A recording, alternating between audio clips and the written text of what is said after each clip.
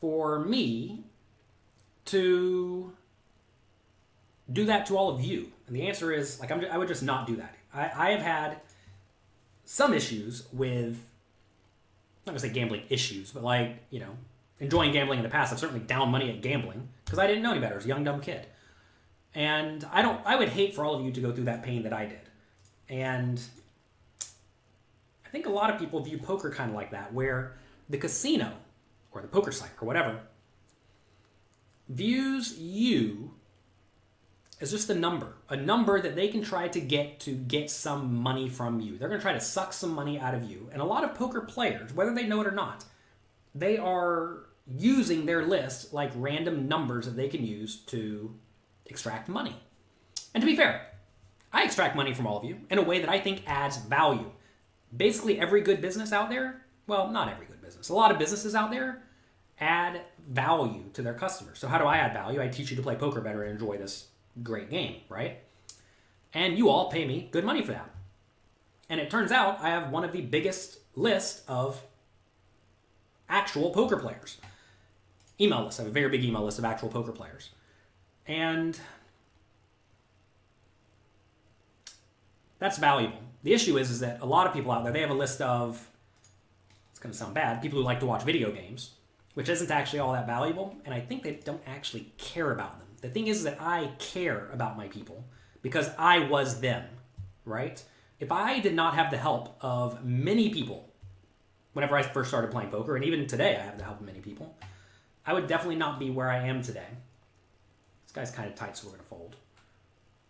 And I see me and all of you, and I would hate very much to hinder the next young me. So, anyway, I look out for all of you, and I want good things to come for all of you. That's what it amounts to. Why do Americans think they have to eat with chopsticks? I don't know. They put it in the bag, so you have to use it, right?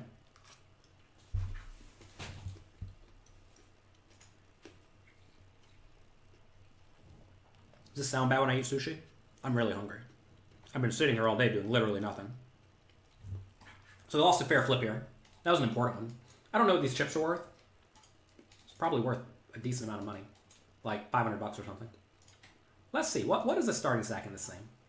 Does it tell me? 50,000 chips to start. Okay. So we lost a flip for 500,000 chips. That's 10 starting stacks. So $2,000 flip roughly. We just lost. Obviously, it's not exactly 2,000 because there are payout implications. It's good to not think in terms like that, though. Don't think, oh my god, I lost $2,000. I'm so mad. Don't think that. No. Just think, fair flip. Sometimes you lose.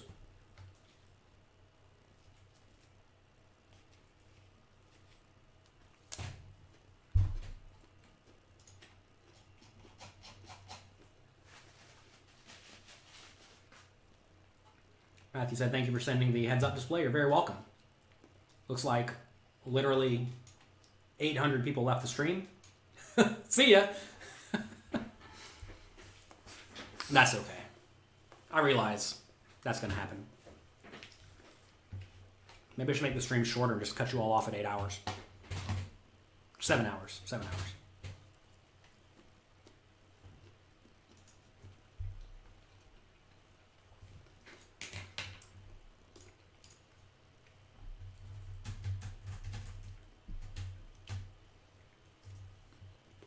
Some of you are asking for the four-handed poker charts. Go to pokercoaching.com/4max. We made four-handed GTO poker charts. Now, obviously, you shouldn't be playing GTO against probably anyone who's showing up at the casino to play poker right now. But pokercoaching.com/4max. My V button broke on my computer, so I can't control V this, which is so annoying. Can't wait for this new there we go. Now I did it twice. Go figure. All right, pokercoaching.com/4max. Go there and get your 4max charts. They're free. I try to do a lot of free stuff for all of you. Oh my god, did I not click save on this? Are we on YouTube? There's a chance I screwed this up. If we're on Twitch, if we're on YouTube, please let me know.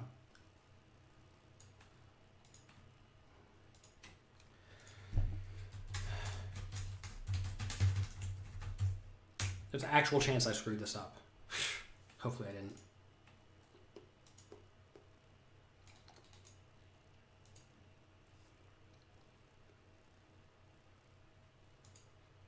Looks like some of you are seeing stuff.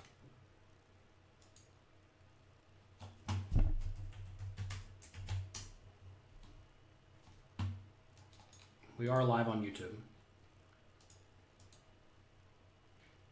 Okay. What were we talking about? I don't know. Let's talk about some stuff. You tell me what you want to talk about. We'll do it. I got an alert for YouTube just now. Ooh, Queen 6 offsuit on the button. A nasty one. These guys seem reasonable. So it's going to be close. Are we anywhere near money? Obviously not. So we'll fold. You deserve to win at micros. Why are you down weeks? Yeah, you know you hate to hear that you deserve anything. You don't deserve anything in poker. Hate to break it to you. If this guy was raising a little bit later, I would definitely jam. But early-ish position, we don't need to jam here. What were these questions about sushi? You all are asking me stuff about sushi a second ago. What do you do about eating during these long streams? Yeah, I ordered a bunch of sushi today. Ordered 4 sushi lunches. And I had a bowl of blueberries earlier, and I had some miso soup.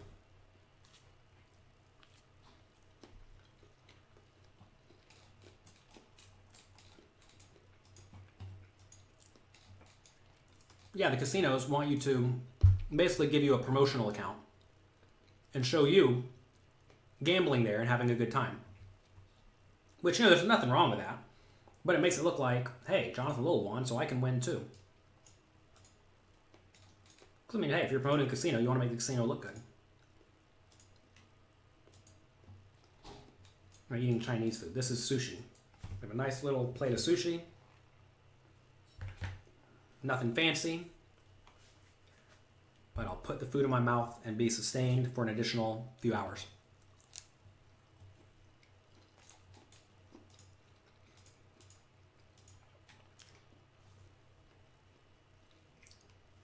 What do you think of late red on ACR? I guess you're meaning late registration.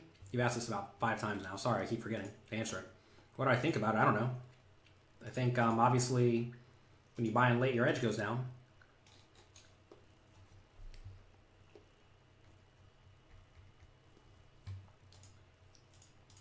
How could anyone not like me? Well, I'm a little bit nerdy, a little bit analytical. A lot of people don't like nerds or analytical things. A lot of people don't like people who talk poorly about the things they like and represent. A lot of ACR shills don't particularly like me. Makes sense. I don't like their company either. This is a rough one, but I think I can just jam. I mean, might as well get our re-entry money ready. This is a positive session. We've been pretty positive the whole time.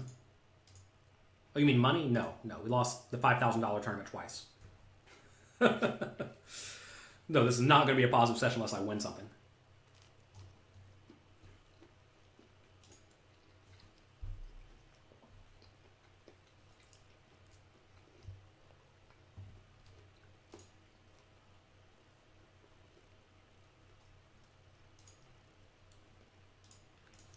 I should do a home game. Yeah, so we had a home game for a while on PokerStars. I decided I didn't really want the home game on PokerStars. Jesus. I tried to get it on Party Poker, but they wanted it to be real money. I would have it on Party Poker. I like Party Poker a lot.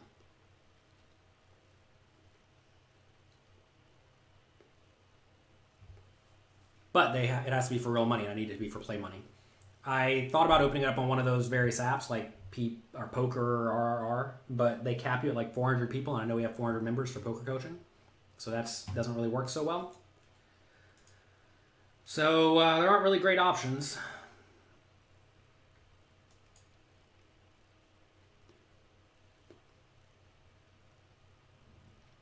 Can you update me on your table? So we have a $200 game here. We're in the money.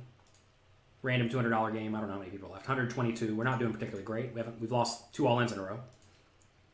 Down here, we have $265 game. We are getting crushed.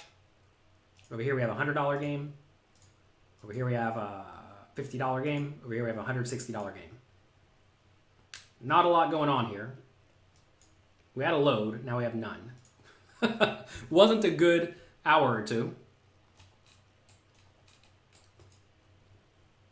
But that's okay. If I was a Simpsons character, who would I be? I don't really watch The Simpsons. I don't watch a whole lot of TV. I watch a few shows. I like Survivor. I've been watching Kimmy Schmidt. That's a funny show. What are we watching? What else do we watch? Not a lot. There are a lot of good shows that have come and gone. But I don't watch a ton of TV. I don't watch many cartoons. I like King of the Hill a lot. That was funny. I'm from the South, so it was very funny to me. If you're not from the South, it's probably less funny. Get a nice slow roll in up here. Not punished. That's annoying.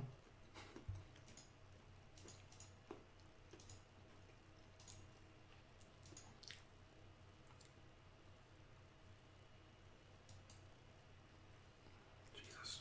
Another example, I clicked register and just sat here. This site, man.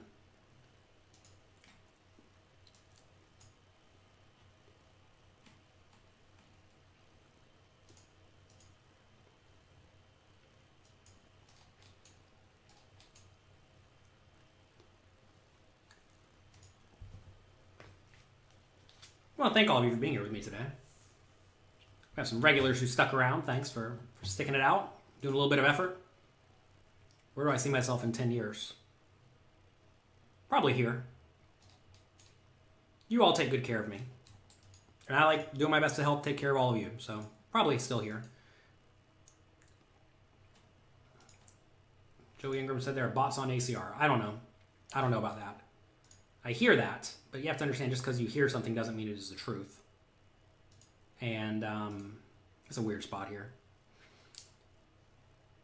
I certainly do not know a ton about bots, except for I know that the ones I've played against that have been obviously bots are terrible. We'd be playing the World Series if it happens. Depends on how they go about doing it. I don't know. I don't know when I'm going to go back to live poker. It's a good question. How do you keep focused when playing so many hours? This is easy. We're just sitting here clicking some buttons. This is not hard.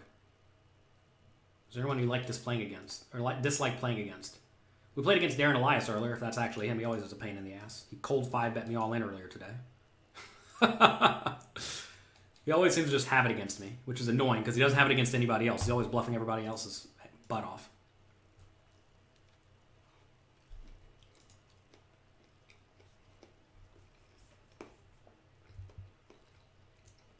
Nate said he got... Oh, wait. I got second in a small. Yeah, I got second in a small one for 1,300. I got a min cash for 2,400. Well, I guess that's 4 buy-ins. Is that really a min cash? I don't know. Let's see how much we're down. I think I need 12,500 in my... No, how much do I need? I need 11,000 in my account to be even. That's what it is. We currently have 2,400. Down 8,500 bucks or so. That's nice. Not a great day. What's the best steakhouse in Vegas? I definitely have not been to every steakhouse, so I can't answer that.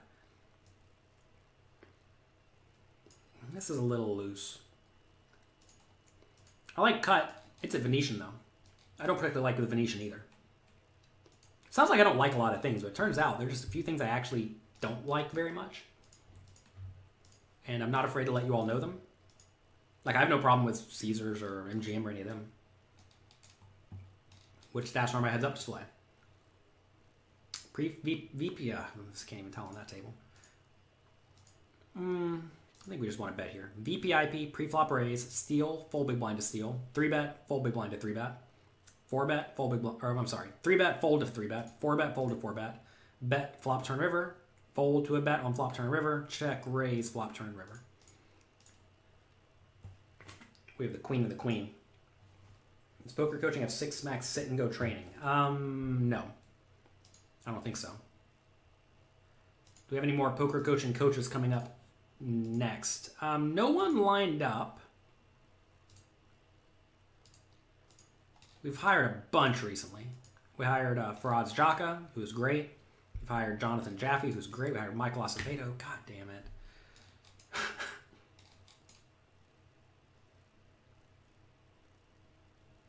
All right. We don't block any busted draws, which is a really good reason to call. He could have the 10-9, but would he check the 10-9? He has to not check the 10-9 here. My hand looks like a whole lot of Queen X. This is going to be one of these spots where I just like level myself into calling off. It's the last level to re-enter. Guy has pretty ridiculous stats. Gosh. This is one of these spots where like obviously you should fold against any sort of reasonable human. Because they're just going to show you the 10-9 every time. I don't block any 10s or 9s. If I had ace 10 or ace 9, this is definitely a call. Ace 10, ace king, ace 9 is definitely a call because you have blockers. Here, I think this is probably a fold. It's probably just a fold. Man, I hate folding. Party poker's in US dollars. Most sites are in US dollars or perhaps euros or something. Or I think of Poker Bros. Again, we've discussed this a million times, everyone. Go watch my most recent video. Or one of the recent videos on YouTube. Don't play on Poker Bros. Don't play on PPP Poker. You're lighting your money on fire. You're literally lighting your money on fire. What did I think of Winners at War? I liked it. I liked Winners at War a lot. I had 1 second on Winners at War. Did you see me on TV? I was actually on Survivor, Winners at War, in like the first episode where they had the Poker Players Alliance. I was at the table, and you can hear Jonathan Little's voice for like an eighth of a second. I don't know why they wouldn't have edited me out. You can see me, and you can hear my voice for an eighth of a second on Survivor. So hopefully I get to be on Survivor. I've replied a few times. Maybe they'll accept me one day.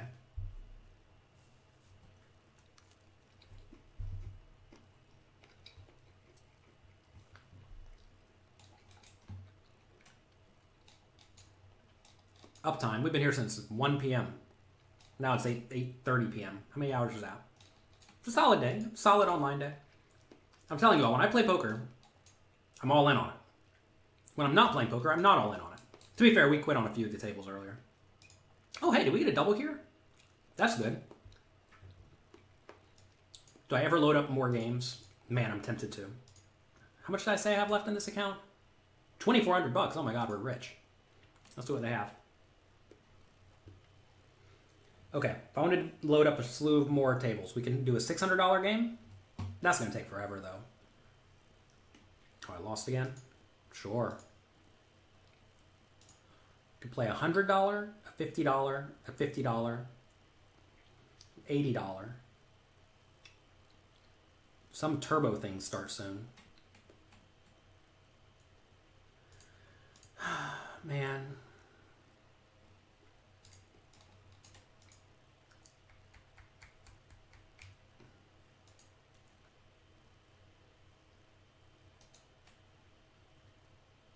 I always wonder if when I see someone who I like know their old name and it's the same name, I wonder if that's the same person.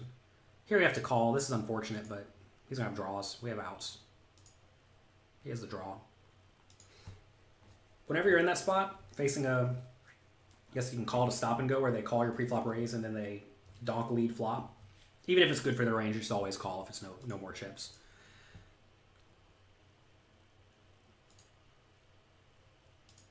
The problem is these tournaments these other later tournaments don't have any people in them.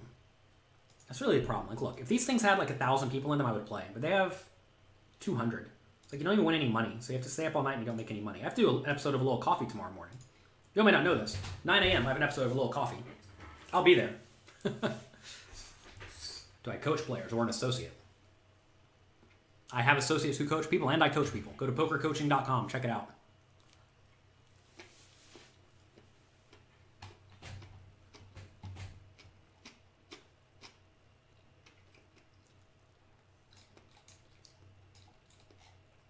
Translate my stuff to French. I don't know French. If I knew French, I would do it. We have Michael Acevedo streaming in Spanish. He's streaming right now. He speaks Spanish. Check it out. What's his stream? Twitch.tv/GTO_poker. Best cash game site for Canadians? Probably Party Poker. Do you coach PLO? No. For PLO, I'd tell you to check out Jay Nandez. He has a lot of good stuff.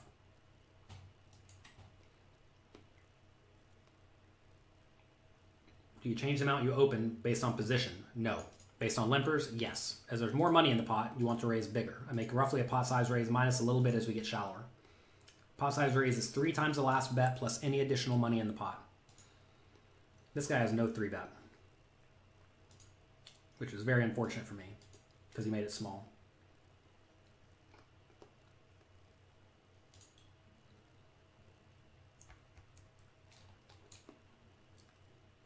Books are the only ones worth reading. There's a few other good books.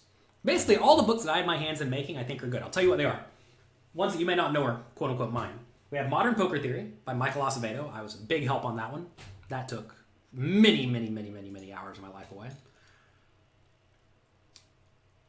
Gosh. Whatever. Oh, man. Here we go. Life's a Gamble by Mike Sexton. That's a great biography. Bill Helmus' book, Poker Brat. It's a good biography. Peak Poker Performance and Positive Poker by Dr. Tricia Cardner. Mastering Mixed Games by Dylan Lind. Lindy? I'm not even sure. Here we got a float. Oh my gosh, Jonathan, a little cursed. I mean, look. Sometimes things are going to be absurd. What do you think of Canadians? Canadians are very nice. Easy all in. Bust again. I'm kind of tired of busting that game. Alright, we'll fold now.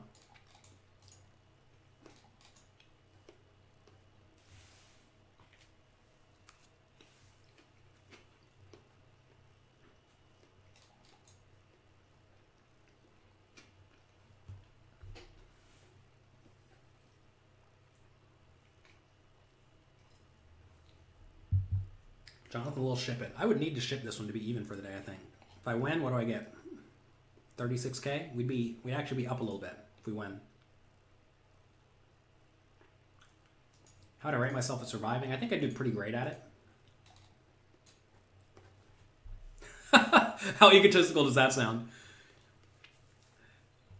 I think I do pretty well at it. Now, I do drink a ton of water. I'll tell you my one concern is I drink a ton of water throughout the day, like a lot of water. I think my brain may not work as well without water, so I would probably need to like condition myself for that ahead of time, which would be unfortunate. I also eat whatever I want within reason, so I need to condition myself for that too. I'll tell you, if they told me I was going to be on the show in like 2 months, I would immediately go for like 2 weeks with no food, feel it, get used to it, learn it, accept it.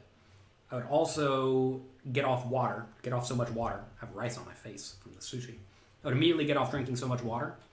Obviously, it's going to be terrible for your brain, but you better get used to it.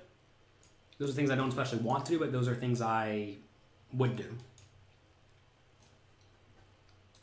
Are we down to the nonsense games only now? Yes. $200 game here. First place is 30-something K. I don't know how many people are left. 100 people left. We've not done so well in the all-ins.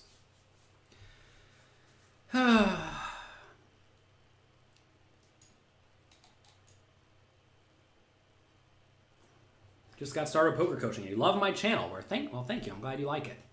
All right. This is a spot where I think we can min-raise fold this against this guy. You don't really like min-raise folding to the short stacks, but the guy is pretty tight with a low 3-bet. What a great attitude, even though he's busting so much. I mean, look, the money doesn't really matter at the end of the day. All that matters is, did you play well? Did you extract equity?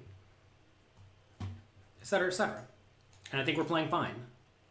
I don't know. Go here. Is our win rate going straight into the dumpster? Down to 5. Started at 6 today, so we haven't printed a whole lot of equity.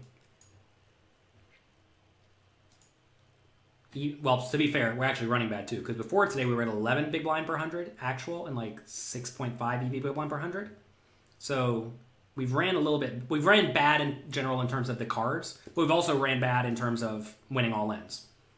So when you run bad in terms of just getting reasonable cards, and on top of that you run bad in the all ins, you're going to lose. You just are going to lose. Definitively.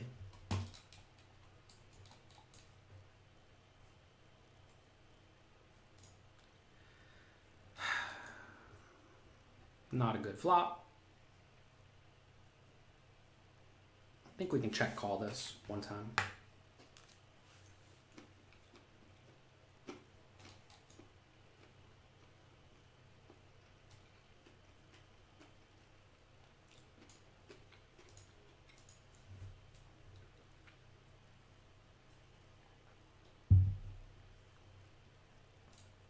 This is a spot where if he bets the river, he should be betting some for thin value with like random pairs and whatnot. But he's also going to have a whole lot of unpaired stuff. So I think that's a spot we probably want to call on the river. J. Nandez. Let me type in his name. J. There's a PLO book coming out by him soon. Again, I had my hands in that one. It's my job for D&B Poker to some extent to source the content, to get good content made. So books I made. This J. Nandez book I helped. Mike Sexton biography I helped. Mastering Mixed Games I helped.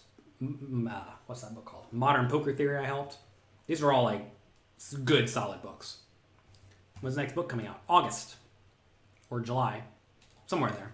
It's supposed to go to print on Monday. Literally tomorrow.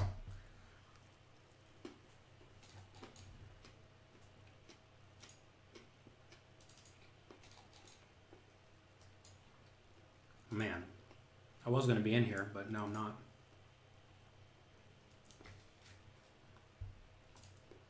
Printing books is expensive. You may not know, but it actually costs a lot of money to print a book. We do against ace-6 and 6s. Turns out a whole pile of paper is expensive.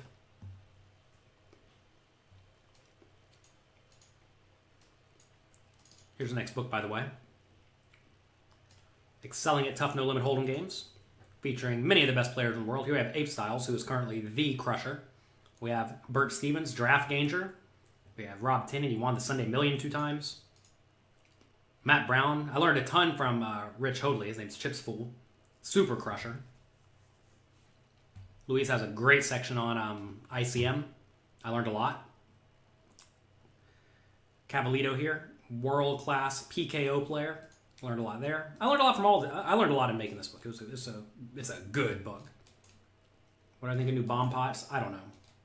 I don't deal with nonsense. I'm not going to play cash games on this site, most likely.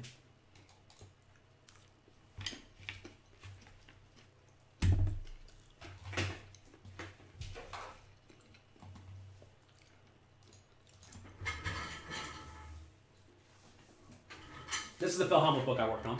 It's called Poker Brat. This is a biography. I'm not talking about his strategy books. Those are hit or miss. I'm talking about this book here. It's called Poker Brat.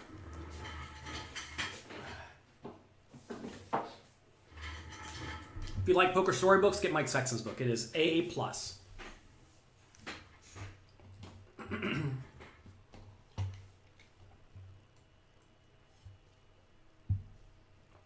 Which I fold ace-10 on that ace-10 hand. If I drilled a 10 on the turn.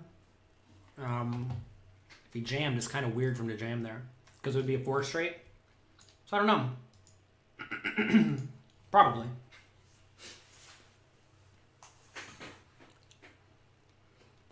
Are we down to only the nonsense tables? How sad. Thought we were going to have a nice, good, long stream.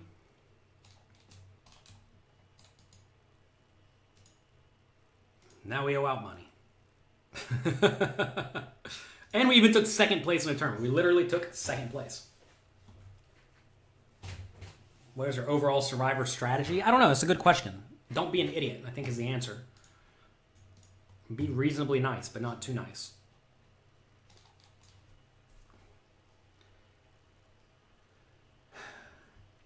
It's tough because like I think it has a lot to do with what you're dealt, right? Kind of like poker. Sometimes you get good cards, sometimes you don't. Sometimes you get a great position.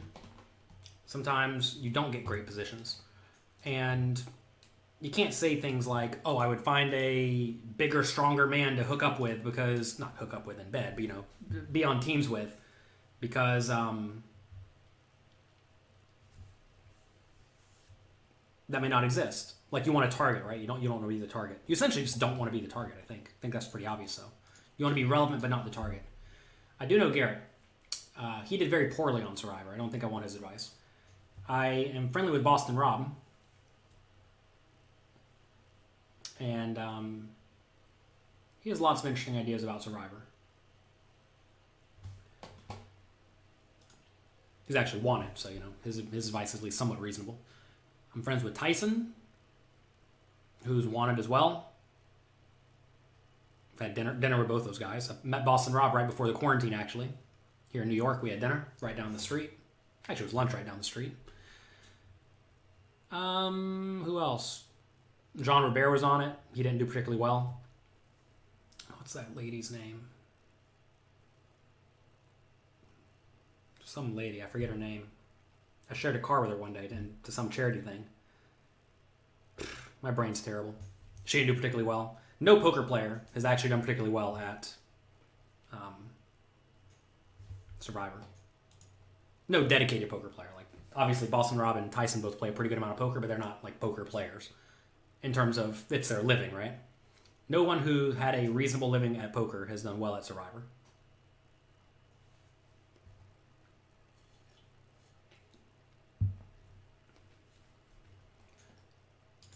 You love that it's not about losing money. I mean, look, you have to realize there's going to be infinite variance on any individual day of poker tournaments.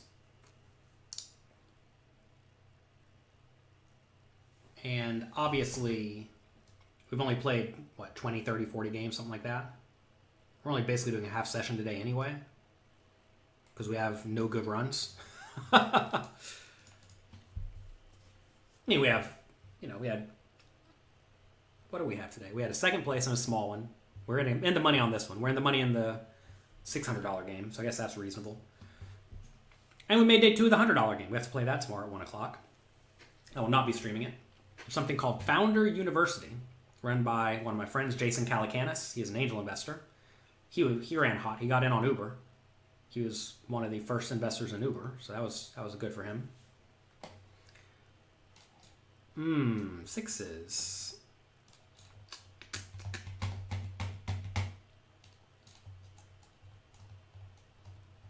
This is close for sure. I guess I'm going to fold. Can you buy your latest book in PDF? You'll be able to get it at dnbpoker.com first. Why would you open raise ace king suited from early position? Ace king suited likes to min raise. Ace king offsuit likes to jam. Are all your books available on audiobook? Most of them. The ones that make logical sense. You can find all of them on Amazon. Or jonathanlittlepoker.com/books. If you go there and buy it, I get a few pennies. I'll tell you a little secret if you want to help out content creators. If they have Amazon affiliate links on their site, go there. Anytime you're going to buy something from Amazon, click on one of their links. Like if you go to jonathanlittlepoker.com/books, it'll take you there. Click on that. Wait, I don't know if those actually have to go to Amazon anymore. They may go to D&B.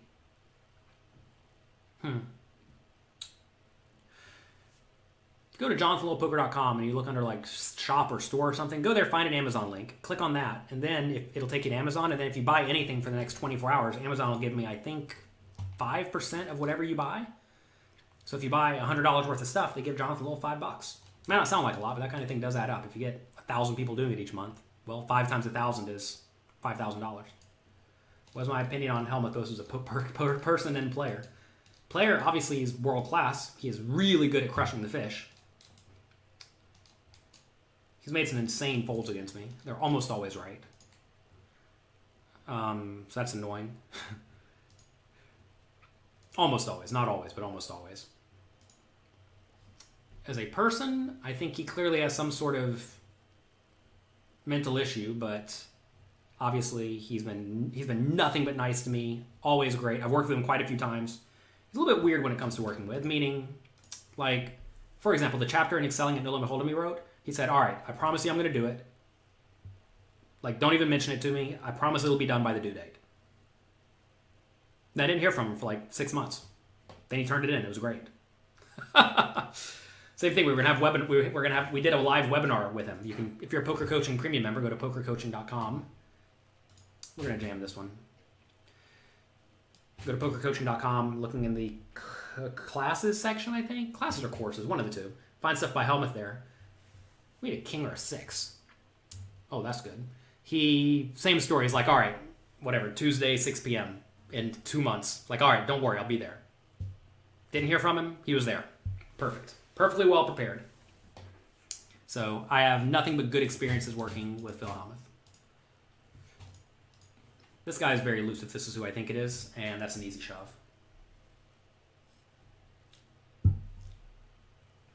This is not I don't have any $630 tournaments anymore. We have 100 in the top left, 215 here, 200 right here, 55 here. Table talk to get info. Not really. Is this an all-in or a raise? This might be a raise with the queen 5. I think it's probably still just a fold. We don't have any chips in this tournament. We better make something happen. What's the little coffee topic tomorrow? I don't know. I figured that out in the morning. Believe it or not, there is no grand plan here. I just turn on the camera and start talking to all of you. My mother-in-law asked me today when they were picking up our kids to go hang out with them, like, what do you talk about? How can you keep talking about all these things? And the answer is, I don't know. There's plenty to talk about. Well, I stream future play on YouTube. We're probably going to do it for poker coaching members only in the future. To be fair, you can get a free poker coaching membership, so you really have no excuse. So,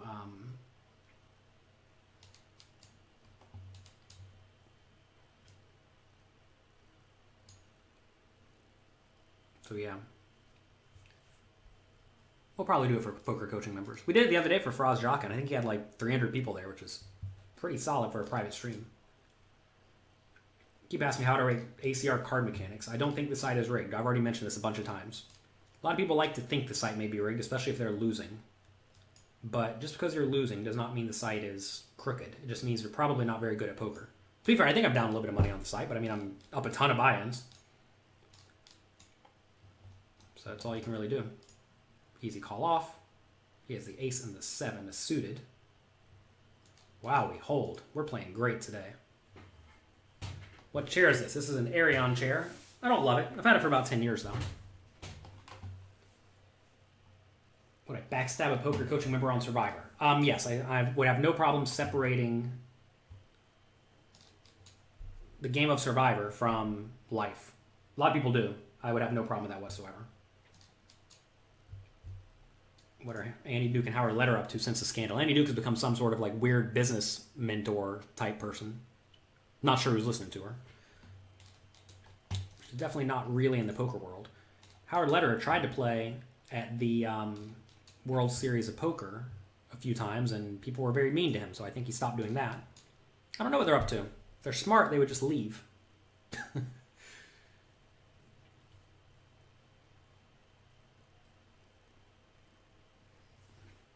John Rivera could have won it. He definitely could have won it.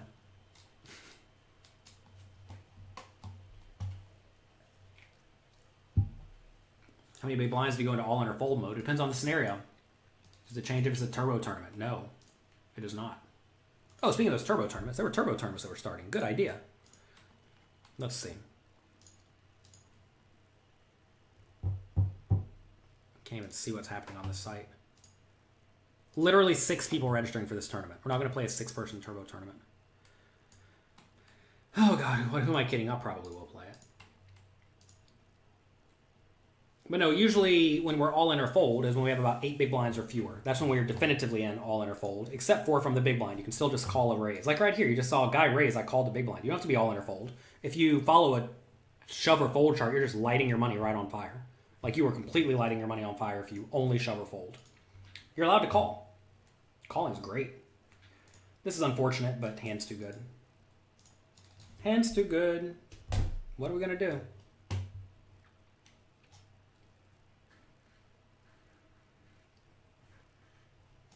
You love that I get annoyed when I get knocked out of free roll tournaments? I'm not even sure what that means. I don't think I get annoyed when I get knocked out of free roll tournaments. Or any tournament. We've got knocked out of almost every tournament we've played today. And to be fair, that's usually how it goes. Easy all in with the ace-king, even against the 3-bet. You don't expect this guy to be bluffing all that often because the stats are pretty tight, but it doesn't matter.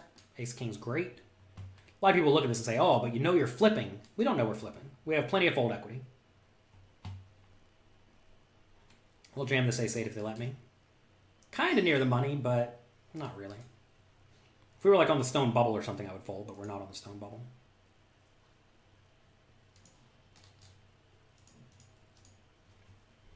If we get a double here, we'll have all the chips. Almost average.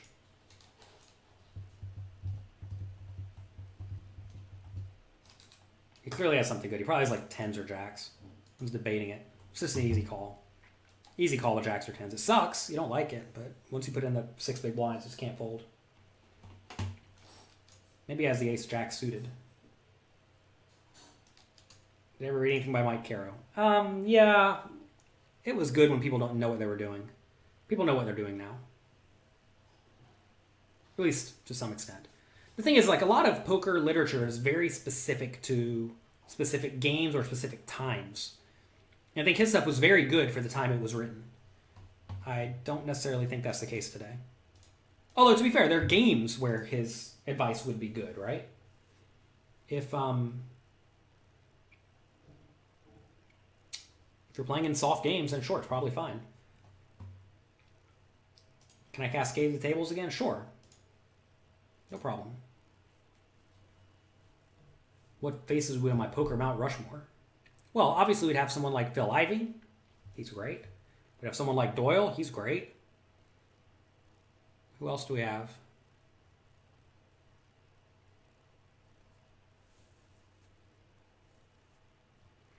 Daniel Negrondu's great. I don't know who else. Who's one more that's great? Phil Galfond, maybe? This was a joke. Hopefully nobody left. I'm sure half of you just left. You're like, oh my God, is he really going to keep these there?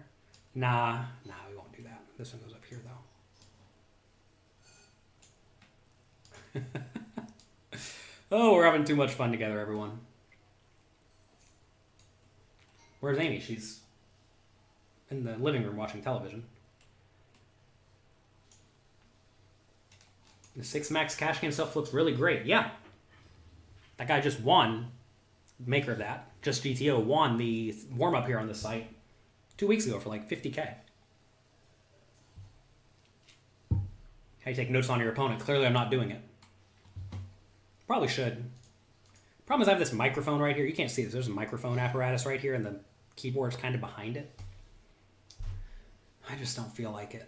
I mean, look, whenever I'm playing poker, you can tell I'm really not paying all that much of attention to the action.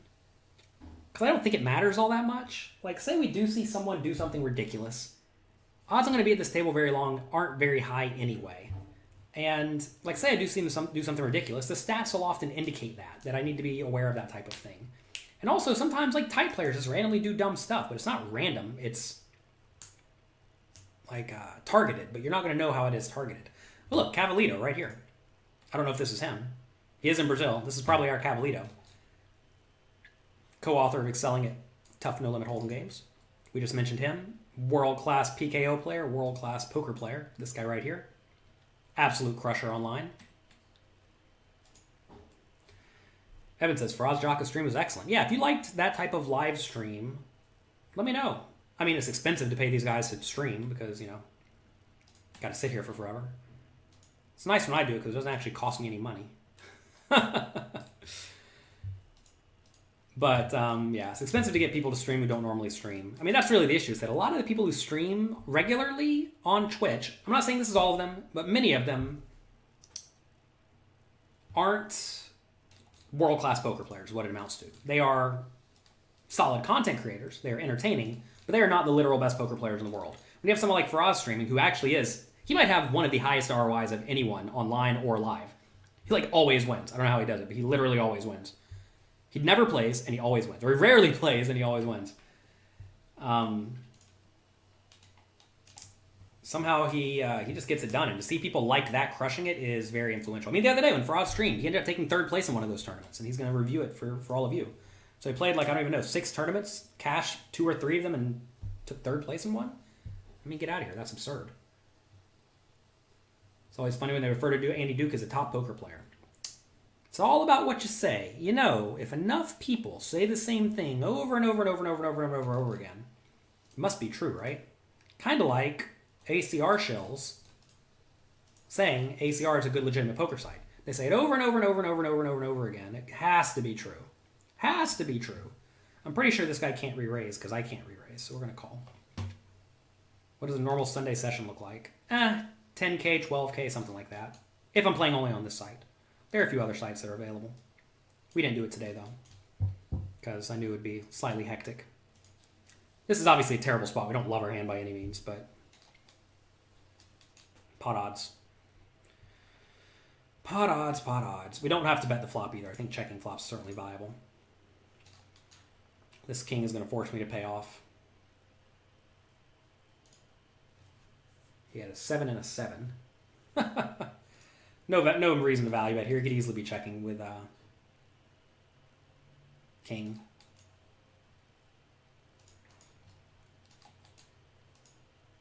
Could you imagine how fun it is for that guy? He flopped top pair. He's like, yes, stone triple up.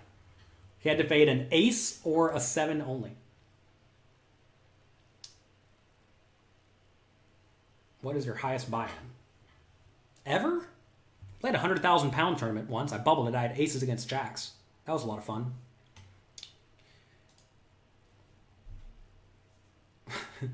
That was actually really fun because I was sitting in France playing World Series of Poker Europe. I get a call from someone who was invited to the tournament but couldn't go play. It was an invite-only tournament. It was me, one or two other pros, Phil Ivey, Eric Seidel, then a bunch of Chinese guys. And they added 100,000 pounds to the prize pool. It was like a 30-person tournament. I think they paid 6 people. I was there on the bubble. I raised the aces. Someone jammed the stone bubble of the 100,000 pound tournament. I obviously call the aces, and he shows up with jacks, and he gets me. I got back in a train and went home. That's a good memory. It's break time now. I'll be back in 5 minutes.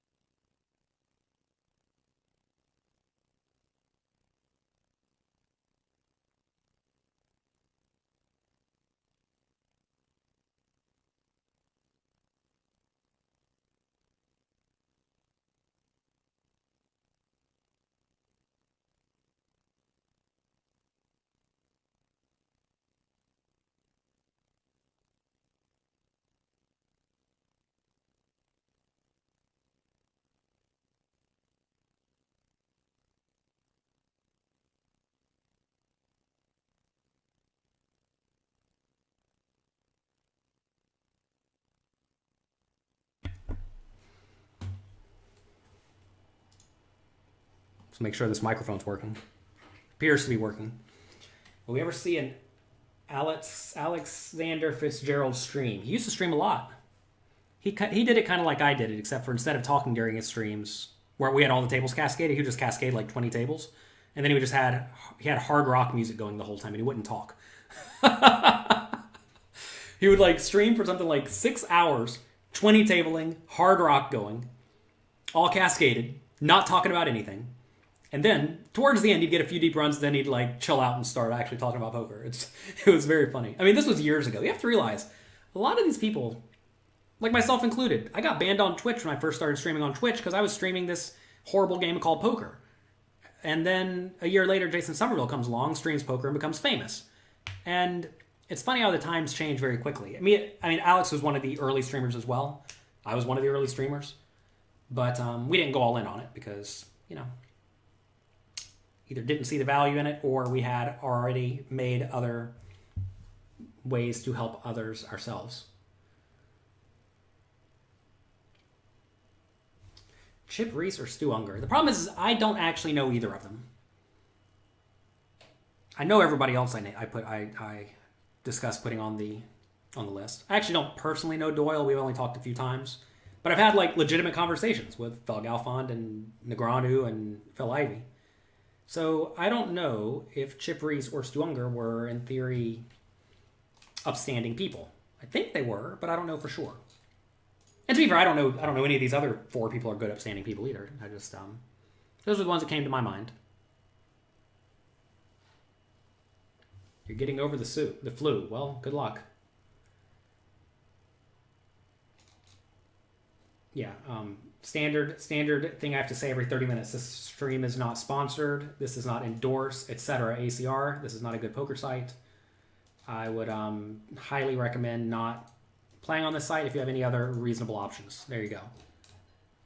Will never be paid by ACR. Now, if they just want to dump $20,000 in my account to make up for my losses for today, guess I wouldn't complain. But I'm absolutely not paid or vouching for this site. And if they did dump $20,000 in my account today, I would definitely tell all of you. What do I think of Lex? He's done a great job. Yeah, Sauce123 has been playing. Absolute crusher, for sure. I have historic stats on because they reset after like a year or something like that, I think. I think that's still relevant enough. You bubbled a tournament. Well, enjoy that. Shots fired. Who did I fire shots at? Have I ever played short deck? No. What are my thoughts on it? I think that it's probably not going to last. Did I get any flack from becoming a poker pro for my friends? I didn't really have any friends. Sounds bad. The few friends I had played a lot of Magic the Gathering, and they just thought it was cool.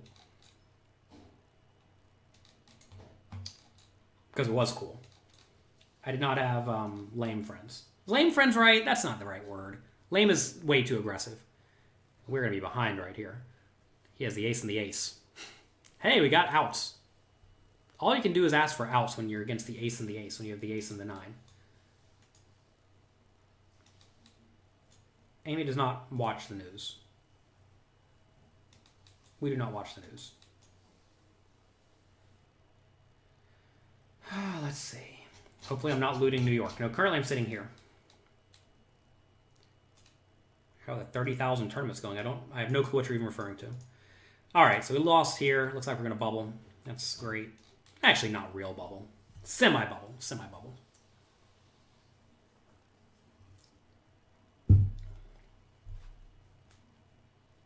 Biggest buy-in tournament of the day.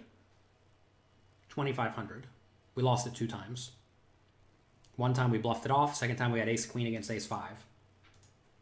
So you know. You know how it goes when you get the ace-queen against the ace-5.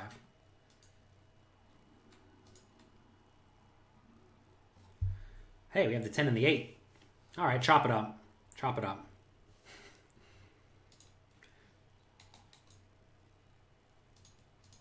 Should be happy. We should have lost, right? We were behind. All right. So this has been kind of rough. We are in the middle of the pack in this $200 game. In the middle of the pack in this $200 game. At least we're in the money here. $800 cash actually isn't chump change. 4 buy-ins is good if you think about it. I don't know how many buy-ins we were in for today, but we cashed for 13 in the $100 game earlier, 4 in the $600 game, and now at least 4 here. That's 20 buy-ins, roughly.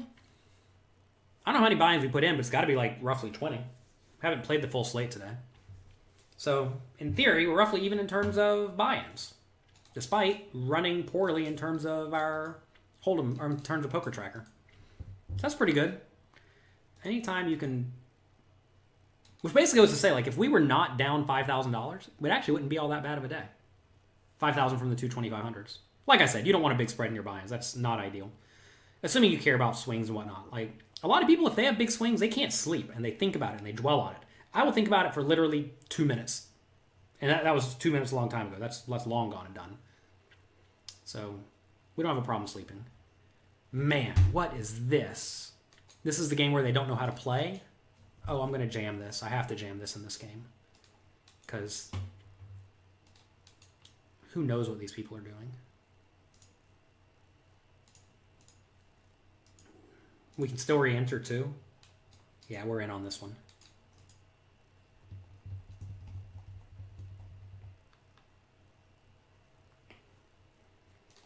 Think we're going to win with these kings? I think we're going to win with these kings. I'm feeling good. I think this is where we're going to finally start running a little bit hotter. Now we're definitely jamming. Any additional money in here is just good for us, because usually we're going to get it in heads up, or maybe 3 ways. Like right here, this is just... Well, it's weird because this guy really should have a good hand, but obviously he doesn't because he's terrible. I say he's terrible. This is so aggressive for me to say this guy's terrible. I don't know who this guy is.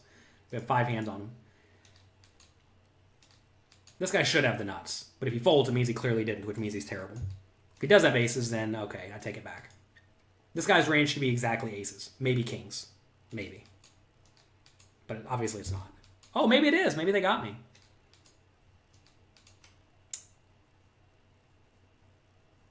How important it is to use the tracking apps. Very important. Hold'em Manager is mandatory. Important to me, at least.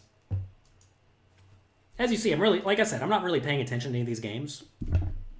I thought the microphone was turned off for a second. I about lost my mind. I scared myself. Look, Jack 10 offsuit. I didn't see what the other guy had. That guy had literal Jack 10 offsuit. I told you he didn't know what he was doing.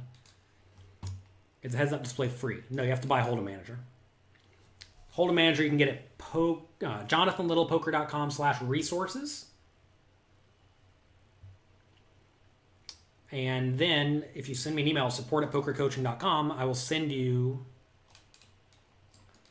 the heads-up display. My friends with Doug Polk? Absolutely not. Who's my best friend among known poker players? Shannon Shore? Shannon Shore is the best man at my wedding. So probably. I've only interacted with Doug Polk a few times. He's always been very rude. So I have no desire to really be friends with people who are very, very rude. Especially those who spread lies and whatnot. Not a big fan of people who lie. Especially on a regular basis, especially to a big audience. That's not really my type of person. But hey, I realize a lot of people like that kind of thing. All right, 5 to win. 5 to win 22. 22 plus 20. So we're getting like 8 to 1 implied odds. We're not going to bet here. It's just too likely someone has something. This is close. I guess I'll call. If we drill it, we'll win the tournament. Actually, won't win the tournament, but it is what it is. To apply for backing for poker coaching, ideally we want to see that you have gone through the program, used the quizzes, used the homework. We want to see you using the site. That's what we're looking for. We want people who are active and involved. If you're not active and involved, if someone else is active and involved, well, we're probably going to pick those over other people.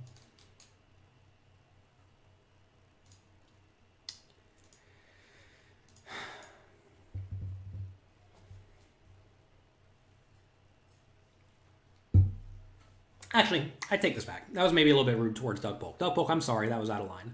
I don't know that you definitively lie, but I do know that he takes what people say out of context. And as someone who tries to help people and says a lot of things, I really don't like people who take other people's work out of context. Because it's happened to me a few times. People are just straight up taking things that I've said way out of context and tried to misrepresent them to make me look foolish, to make themselves look better. And Doug Polk uses a marketing technique. There are a few ways to get followers, to get fans. And one of them, the one that I don't particularly do and most good people don't do, is the idea is that you find someone that you can rally people against. And as you see, he hates on all sorts of well-known poker players. Doesn't really spend his time hating on the little guys like me, but he definitely spends a lot of time hating on the well-known poker players like Negreanu, Vanessa Selps, Jason Mercier, etc., etc., etc., for absolutely no reason, completely unprompted. And quite often this is done by misrepresenting things that they have said or done to try to make them look bad. In turn, to try to make yourself look good. And I think that is a horrible marketing tactic, and it attracts a lot of people who think that is a good marketing tactic, or people who are not aware that that is a marketing tactic. So anyway, I'm not a big fan of that. Will I be at World Series 2020? Probably, but I'm not sure how the world's going to play out. A lot of big events like this, they end up canceling. Like Magic the Gathering, they just canceled all the big Magic tournaments for this entire next year. His hand's just too good. This should be very strong. This should be reasonable too, but jacks are good. Ugh, we're going to peel here, and then we're going to fold to a river bet, unfortunately.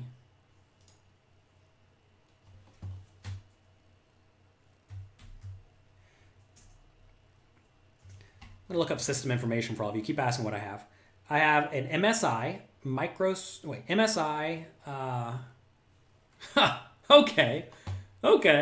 We're playing great today, everyone. GS73VR7RG. Hope you got that. This is an MSI laptop from, I think, 2018? 2017. I don't know if I can show you all these numbers. I would show you all these numbers, but I don't know if I can, because it doesn't look like I can copy them. MSI GS73VR7RG. Basically what I do is every 2 or 3 years, I will just, if my laptop ever starts to get slower, starts crashing, which this one actually started doing kind of recently, I'll just go and buy whatever the newest thing is. Louis Philippe, regular poker coaching member, he has a computer store. He makes computers and whatnot. I may have him make me something next time. Would you take being dealt ace-jack every hand? Yeah, ace-jack's great. Do you ever play on GG Poker? Yes, but only when I'm out of the country. Short deck is not as complex as regular no limits. I don't know anything about that. I like I said, I've studied it literally none.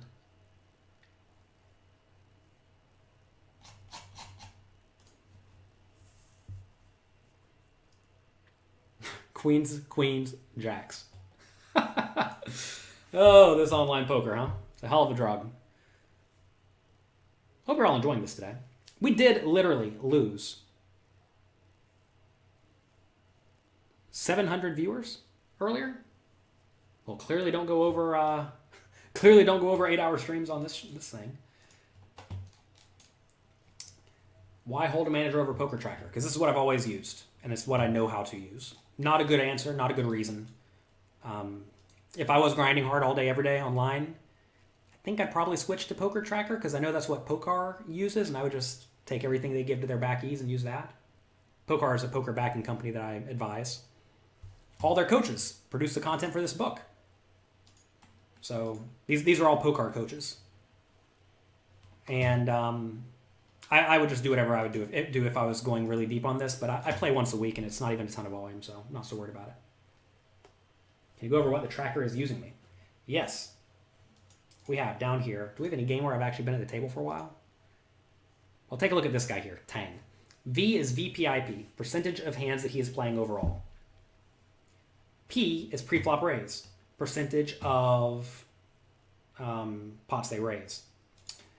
Steal, ST, is how often people are raising from the cutoff or the button.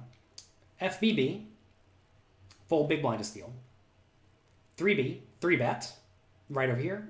F3B is fold to 3-bet. 4-bet, fold to 4-bet. Then continuation bet, flop, turn, river. Fold to a continuation bet on the flop, turn, river. And then check raise, flop, turn, river. So that's what I have here. Certainly not ideal, but it's what I do. think I'm going to jam here. You can still re-enter. Guy's kind of tight, but small sample. Has a big stack. Can you elaborate on the Doug Polk answer? I mean, the obvious example that everyone's aware of is the Daniel Negreanu thing. He took what Negreanu said well out of context and attempted to make him look bad. He bought a billboard in Vegas to try to make someone who did literally nothing to Doug Polk look bad. I think that's well out of line. And there are a few people who use tactics like that. And you may say, but he did say more rake is better. He did. In a very specific context. Which apparently Doug Polk completely forgot about. And that's what people do with my work too. If I say something, like for example, I could have said exactly what Negreanu said because it was not out of line. It was reasonable. Obviously, it's worth mentioning too, Negreanu was a paid shill for PokerStars. Obviously, he's not going to talk down towards the site that is sponsoring him, even though, from what I understand from talking to Negreanu, he did everything he could to try to get them to rectify the few bad things that PokerStars did, like taking money away from Supernova Elite players. If anything, he was the cheerleader for the poker players. He got a lot of public criticism for that, and rightfully he should. He was their promoter, right? Just like whenever ACR goes down inevitably, all their shills are hopefully going to get a whole lot of crap from all of you, and you all will completely disown them. But like that's a good example that everybody knows is the more rake is better issue, because that's definitely not what Negreanu meant at all. That more rake is better across the board. And then you got a billboard putting that up again. It's just like, what are you doing? No way the World Series is on. I mean, to be fair, when I say, like, what are you doing? I know what he's doing. He's trying to get popular off of Negreanu's coattail. And Mercier's coattail. And Vanessa Self's coattail. And a lot of other people who are very good at poker. And to be fair, Doug Polk's very good at poker. I want to make that clear. I've watched his content to try to get better myself. You all may not know this. I signed up for a lot of training sites. And one of the first videos on his site, he says that, should I out this? Yeah, who cares? Sure, some of you subscribed. He's like, yeah, whenever I'm playing on stream, I make a point to play poorly because that's what I want people to see in public. It's like, come on, man. Why are you streaming and purposely playing poorly? And he did play poorly on stream. I will actually throw that out there. I've seen him make some just absurdly bad plays. Just like only reshoving in spots where you obviously should have a calling range, et cetera, et cetera. But I mean, he's clearly a good poker player, obviously. But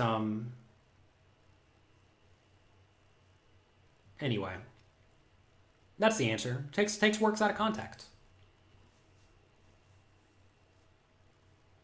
And it's just, I think that's probably a pet peeve of mine, though, because some people have done that to me as well. Like there's this podcast called The Chip Race, run by these two, well, basically they're trolls. And they actively take people's words out of context. They had me on there for an interview, then they started talking crap about me on the internet. They had a campaign, F Jonathan Little, on Twitter for fun. It's like, what are they doing? I don't know these people. I've never really interacted with them, besides being nice and being a guest on their podcast. But they decided they didn't like me for some reason. They did the same thing to Negreanu. They called him Daniel Negreanu. You know, it's just like, they're losers. And I get it that that's how some people try to get popular. But that is not the kind of people I want to associate with in the least bit. Because, well, that's not the type of person I am, and I would hope that most good people are not doing things like that or think that kind of thing is good either. How do we have no chips here? Where'd our chips go? No way jacks are good there. Yeah, don't fold jacks. Listen, you're always going to have haters. If you do good things and you build up people and you try to do good things, there are always going to be people out there who don't like you, and there's always going to be people out there who try to tear you down in order to try to appear at your level. And you have to understand that a lot of people like that are actually hurting inside, and they don't know what to do because their other efforts are epically failing. And it's tough. Again, it goes back to like the idea of who am I to say that what they're doing's not the actual best play for them, right? Like, if you are a marginal poker player, you can't really win money from the game, but some site will pay you to cause drama. No, I'm not saying this is Doug, I'm saying it's the other guys. Maybe that's the thing you're supposed to do. Maybe that's the rational thing to do. 300 viewers on Twitch. You have more than any other ACR streamer. Well, I would hope so. Oh, that's aggressive. Only more are Gross and Pav, but they are boring. Well, I like Jeff Gross. He's very nice. I don't know Pav at all. I asked him to promote poker coaching. He said no. You learned a lot about how much you fold ace queen today.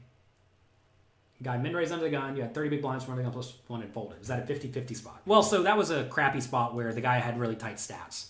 I'm not trying to fold ace queen. I want to make that real obvious. I'm not trying to fold ace queen. But probably had something to do with stacks depth or what in the world am I doing here with the 10-7 suited? Like, I literally have no clue how I woke up here with the 10-7 suited. In a 5 big blind pot. I must have raised under the gun, I guess. I mean, it's fine. I have a lot of chips. Is that really what just happened? I hope I was in... Oh, no, I really did just raise under gun plus 2 with... or under gun plus 1 with the 10-7 suited. How do you get used to sitting and talking to myself? I'm not talking to myself. I'm talking to my friends here. Remember, all of you, I view as kind of like me. And I want to help people who are kind of like me, who want to better themselves. So is it weird? No, I feel perfectly fine here. Feels very normal and very natural. Hey, we were on the bubble. That's good. I didn't even know we were on the bubble. Should probably pay attention to this. What's actually going on today? You all have me distracted. All right, 14 out of 51 in this tournament. Guaranteed $900. Hey, we may actually get even today. Could you imagine if we get even today after losing $12,000 in buy-ins? All right, we're on the bubble here. We just flipped for fun. That actually could have been a fold, by the way. If we cared about money, cared about the min cash. This might be a real tournament. 60K guaranteed, okay. That's, I mean, like 15K for first. 13K for first, all right. You thought Jay Nandez didn't have the best reputation, who knows? I don't know all of the exact drama. I know Doug Polk tried to not pay him for something. They had some sort of financial dispute. I don't know the drama, though. I do know he's very good at PLO, though.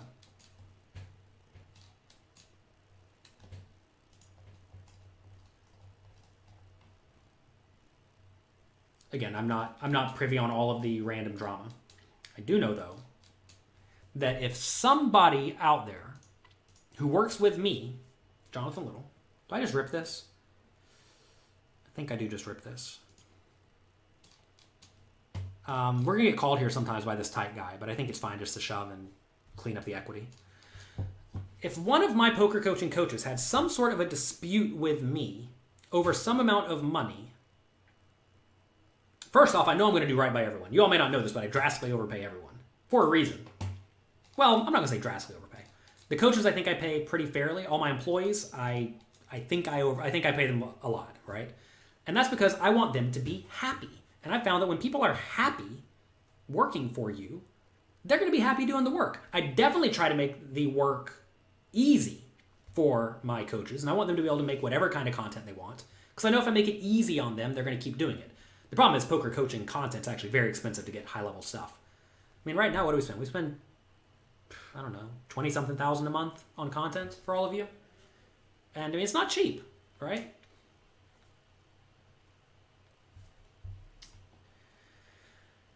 So anyway, how do we get on this topic? Oh, I know that Jay Nandez and Doug Polk had some sort of financial dispute. And I can't imagine how poorly Jay Nandez must have felt treated to come out with a public dispute that he was unhappy with something that happened. But again, I don't know all the information. Jay Nandez has always been perfectly nice and reasonable to me. But that, again, that doesn't mean that that's necessarily the case.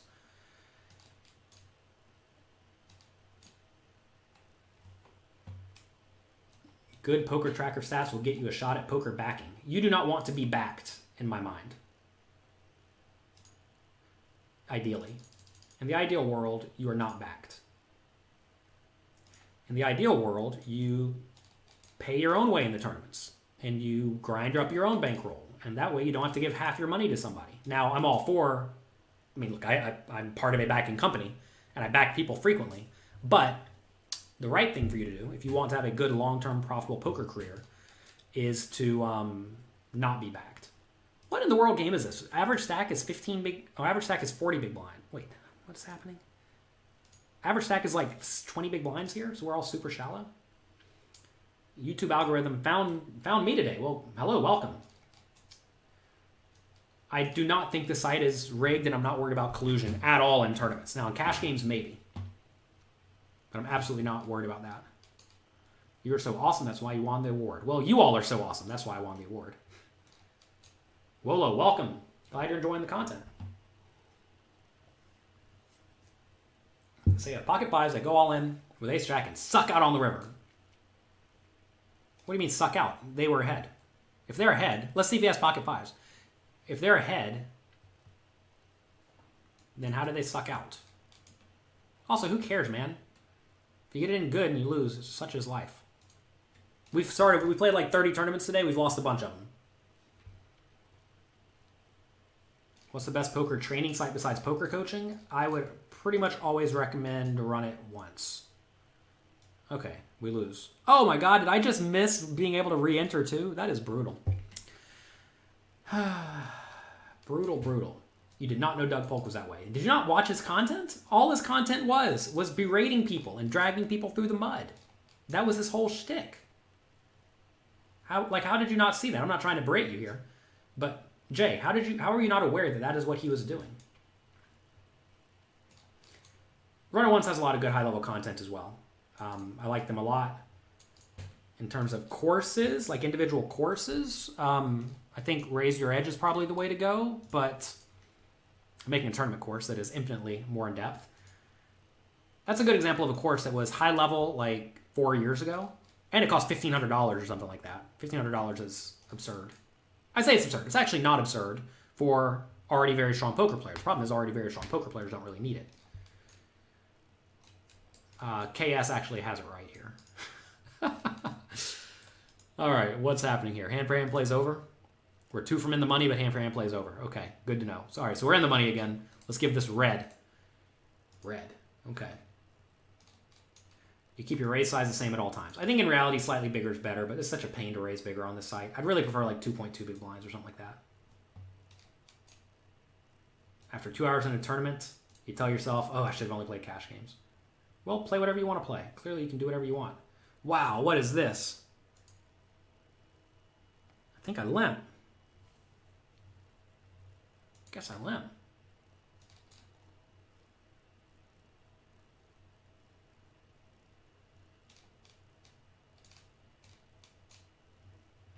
Craig, I'm glad to hear that. I'm glad to hear there are still good people out there. What are my thoughts on global poker? They sell you play money coins that they do not have to cash out at any point in time. What's my thought on Matt Berkey? I'm sure he's a very strong player. I actually don't know Matt Berkey all that well. I think I've interacted with him a few times. He's always been very nice. I have not listened to his podcast. You don't mind Doug calling out Daniel for shilling poker stars. That is not what he did, though. If that's what he did, I would have no problem with that. I've called out plenty of people for shilling for ACR, but I'm not taking their words out of context. It's very important. I haven't quoted any of their words here. I want to make that very clear. I've quoted their actions. Quoting someone's actions is very different than, in theory, quoting someone's words. Okay. I guess we fold. How much should we pay our coaches? Depends. Some get paid more than others. Some get paid a few hundred an hour. Some get paid, I think the highest ones get $1,000 an hour. Something like that. I think that's right.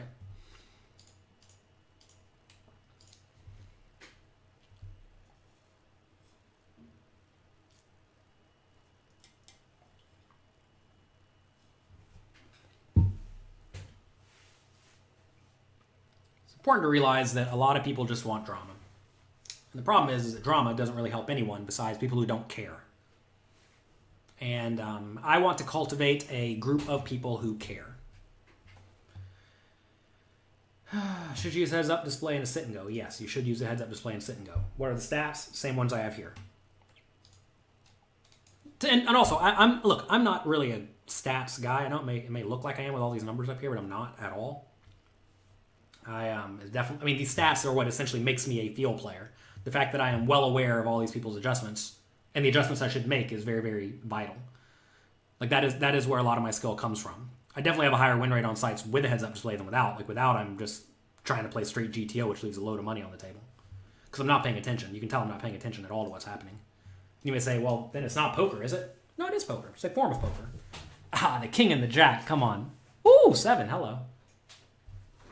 We have spiked a few times in small pots today. I wish we'd spike in some big pots. I guess we did spike on this one with the jacks. To be fair, though, whenever you have a guy with queens and another guy with queens, and if I have jacks, it has to be like 50-50, right? Can someone run the math for me? I'm pretty sure it's about 50-50. I'm not a math player or anything. More of a field player. The money you spend on poker coaching is worth it. We do our best. I wonder if people can tell sarcasm on a video. This is my computer's heating up. High PCU usage detected. Well, I'm sure not turning off the heads-up display.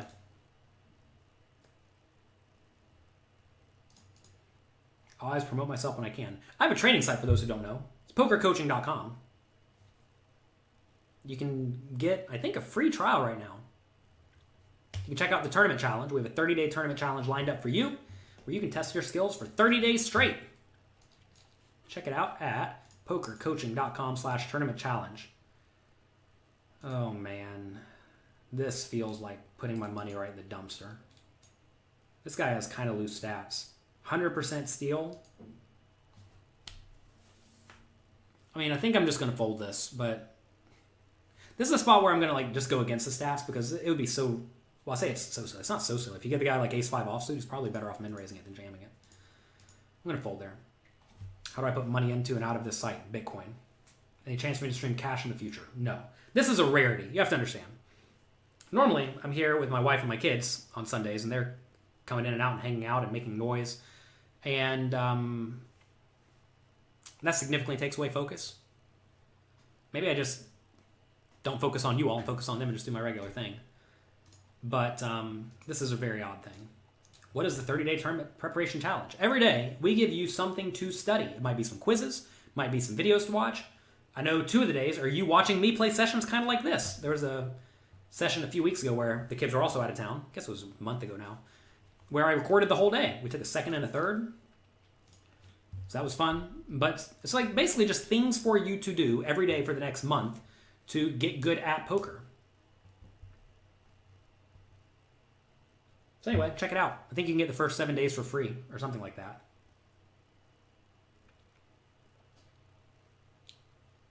I'm a very honest person. To be fair, listen. It's important for all of you to be a very good judge of character. Now, listen, I know I'm an honest person. I have not always been an honest person. I have been a bad person in the past.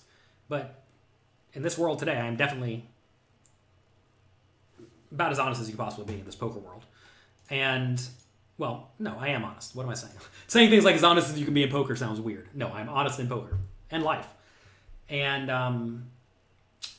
yeah, but it's hard for you to actually know that, right? Because a lot of people are going to go out and say I'm very honest, but not actually be very honest. Raise Your Edge is very in-depth. Well, you're going to love my next tournament course coming out. Raise Your Edge is only like 15 hours long.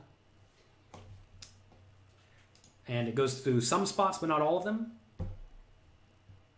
It's a very, very, very good course for 3 or 4 years ago. They use slightly wrong ranges, too. They use old school PIO ranges, which are inaccurate.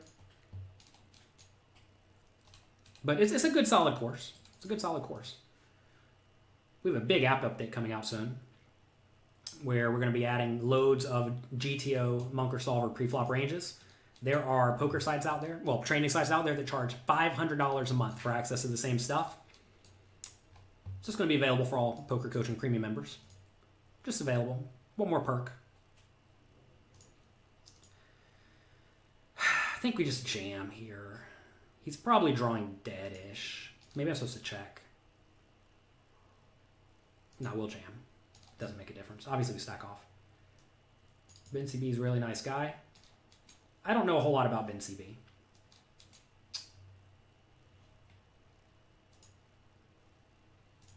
I do know, it's going to sound bad, he was selling this mental game master class or something, and then like the next day he was berating people in the chat, which, you know, you can do whatever you want to do. Obviously, if you feel like berating people in the chat, feel free to berate them, but I thought that was funny.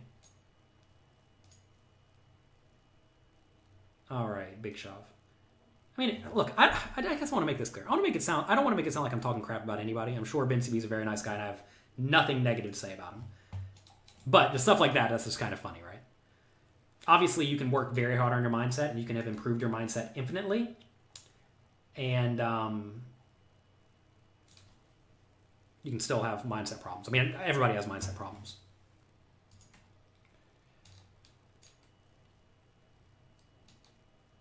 You're aware of how easy cash game collusion is. Yeah, sure. This is accurate. I mean, look, I've signed up to every poker training site, and upswing is pretty basic. Which, you know, basic is fine for the audience they're targeting. I mean, remember, they are targeting... that was probably a call. They're targeting very, very, very unsophisticated players there. Whereas we're not really targeting super unsophisticated players. We're targeting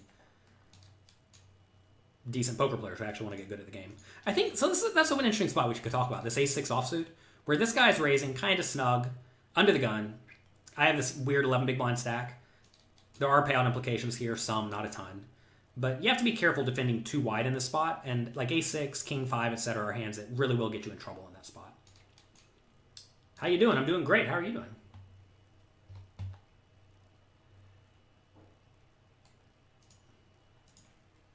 Easy all in with this jack 10 offsuit, though. I'm going to ship it. I hope I ship it. Thank you, Maksud. Hope you're enjoying it. 1,000 an hour? Yeah. It's expensive. Turns out, well, so look, you have to pay more than people's hourly rate for video coaching because, like, that's going to be out there for forever, right? And they know I'm in turn, like, turning it around and reselling it, right?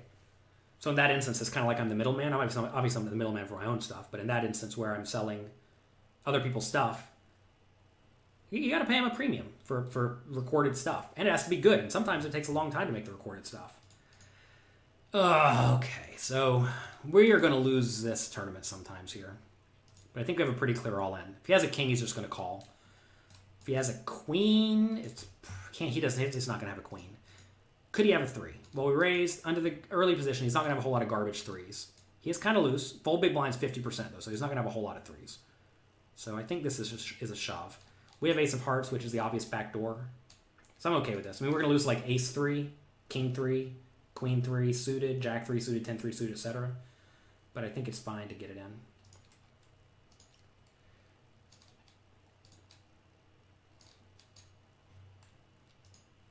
Yeah, I think total payroll out the door is like $50K a month or something for the site.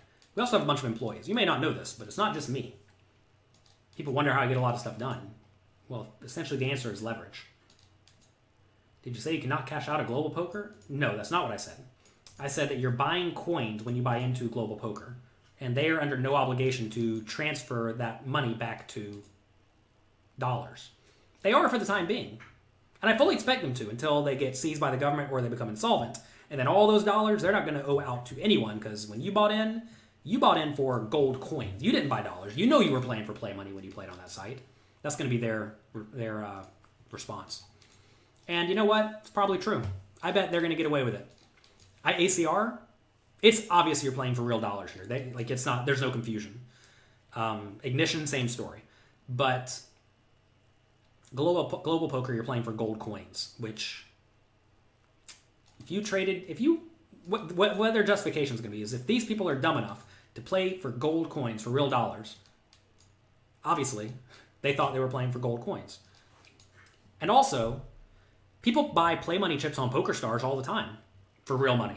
They know they can't cash them out. You know you can't cash out your gold coins on global poker. We just did that for a promotion for a while to let people play the site, whatnot, et cetera, et cetera. What's my view on spinning goes? They're a whole lot like tournaments with just infinite variance. Spins are not skill. There's definitely a skill in winner-take-all games. No, look, you all aren't listening to what I'm saying.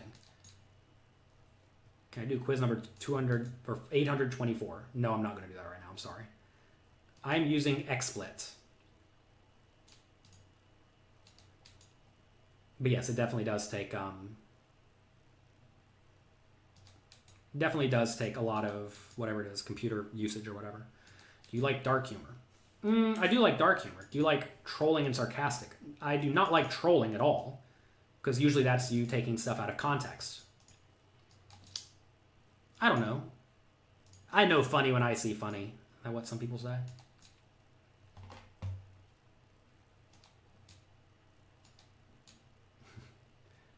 Torrent still exists. I have no clue. Would you be profitable at 500 Zoom? No. Am I one of the literal best top 20 cash game players in the world? No. Do I look like an egomaniac? What is Zoom poker? Every time you fold, they move you to a new table and a new hand very quickly. Easy all in here. This guy is active enough. Ace-9 suit is great. You can't open poker coaching. Well, that's not good. I'm not going to try to go to it right now because my computer's going very slowly. We're going to need... I think I want the ace. I don't want the 9. I want the ace here. Let's get the ace.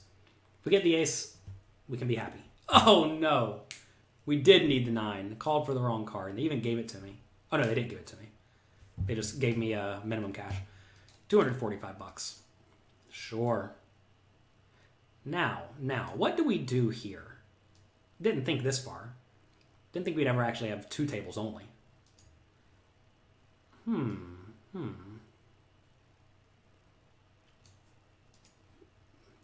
This is not ideal.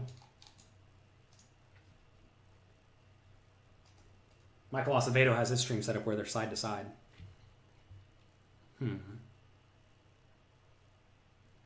Could get rid of the chat. Want me to get rid of the chat? How would I even do that? Oh no, I don't know if I can do that. I'm not going to worry with this. This is what you got. Hope you can deal with it.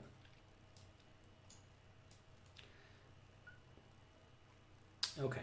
I don't even know what tournaments we're playing here. So we have a $265 game. This thing will be over soon, I think. This thing ends after level, 32? 24? 8 more levels? God, how long is a level? Level's 15 minutes. That's 2 more hours. So we have 2 more hours to play today. Then we'll probably be done. Hello, Tycoon. Welcome. What size online tournaments relative to your bankroll is correct? Say you have $10,000. What should you be playing? It depends on the field size. Field size is very important. If you are playing small field tournaments, you can have like 60, 80 buy-ins. If you're playing large field tournaments, you need like 200 or 300. There's a site called pokerdope.com. They have a tournament variance calculator. Go there and play around with it, whatever you're playing, and you'll see standard swings. Raymond, I'm glad you're enjoying the work.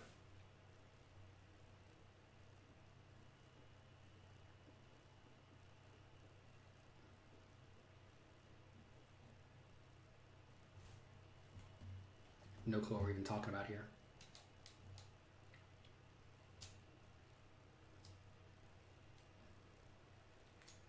Do you think there'd be any value in a poker chip set that somehow displayed chip counts for each player? I don't know.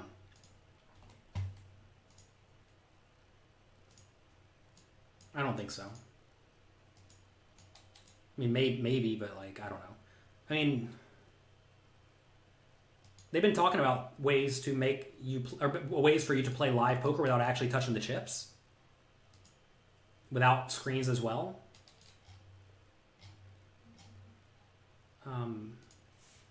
I don't know how they're going to do that kind of thing, but there certainly may be room for something that makes playing poker very, very clean. What happened to that turbo thing? Can we play this turbo thing? When did it start? 49 players. Sure. Let's play.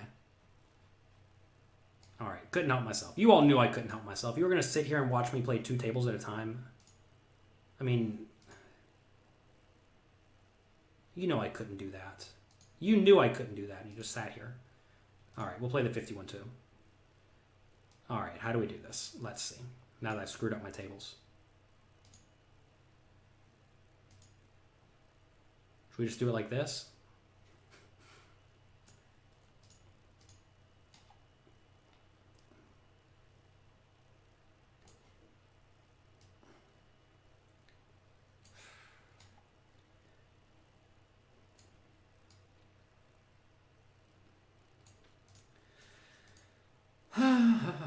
God, U.S. poker scene is terrible. Indeed, indeed.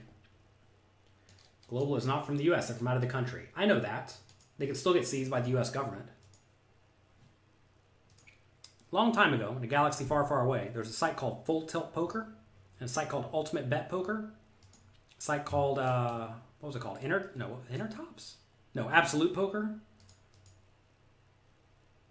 And they weren't based in America, but they operated in America. And somehow, the mighty U.S. government seized their domain. They took it. Because they're America, and they can do whatever they want. And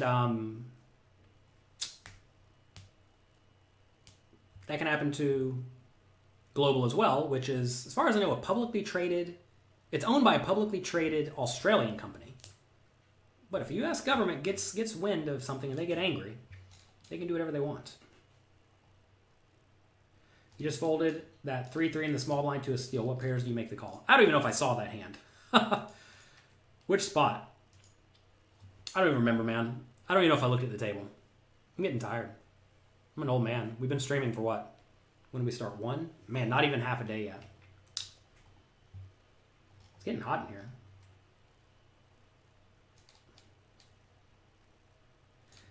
This is actually relatively good information, besides the fact that if you are unaware of what is a good site and what is not a good site, and you're just obliviously playing on some site that operates in America thinking your money is definitively safe, like, it's important to know that your money is not definitively safe here.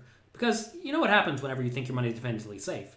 Go back to that galaxy far, far away with Ultimate Bet. A lot of people were good 1-2 and 2-5, well, 2-4 back then, good 1-2 and 2-4 no limit players. And they kept all of their money on Ultimate Bet. All of it. They had something like 20K to their name. They played 1-2 no limit. They had all of it on Ultimate Bet. Besides, like, whatever, $5,000 needed for their life. Do we call or do we raise minimum?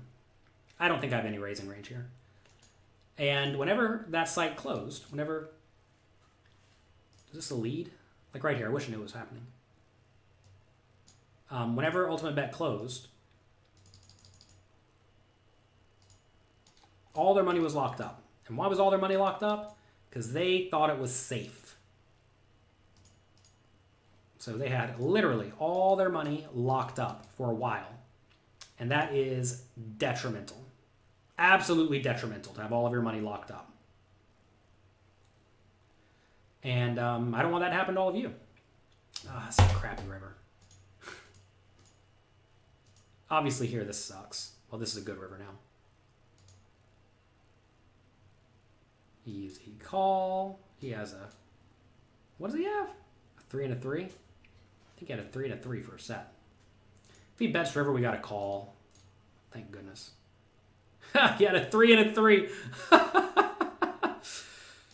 He led flop. I think. Yeah, he led flop. Called a raise. Donk. Led diamond turn. Jammed river. Yeah, that wasn't going to succeed. Okay, 6 big blinds. 6 to win 15. It's probably pretty good.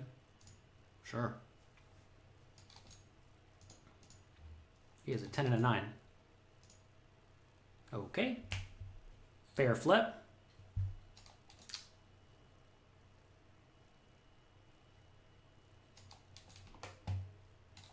Everyone seems to be very worried about collusion. I am not actually all that worried about collusion in online poker. I'm much more worried about just not being able to beat the game because the game's too tough.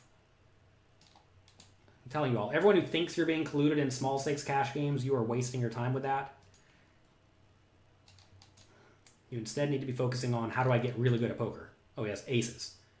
So that's nice. So we go from having all the chips, we lose king 9 to 10-9, and then they give us the nuts against aces. Have I read this book? I've not read this book. Like I said, I haven't had a ton of time to read the books.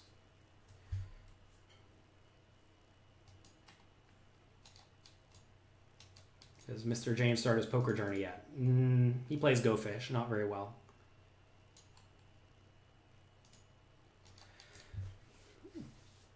I really don't know what's happening in this table either.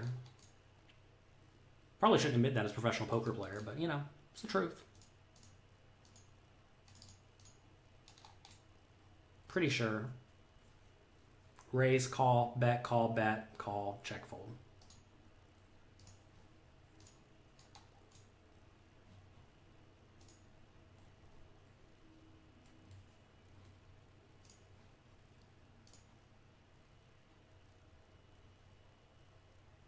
Do you think that playing your bankrolls 5% in tournaments on a daily basis is right? Days don't matter. Days are irrelevant in poker. Time is irrelevant in poker. All that matters is hands. Hands and events is what matters. Do not think, oh, I'm down X amount in a day or anything like that. That is very, very irrelevant.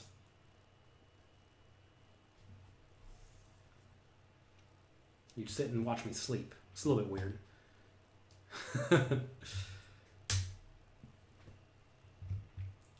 Why do low-stakes players play so bad? Because they're not good at poker. If you haven't studied poker and you're oblivious about poker and you view poker as a gambling game, obviously you're not going to be good at poker. Nothing against them. You should be happy they play poorly.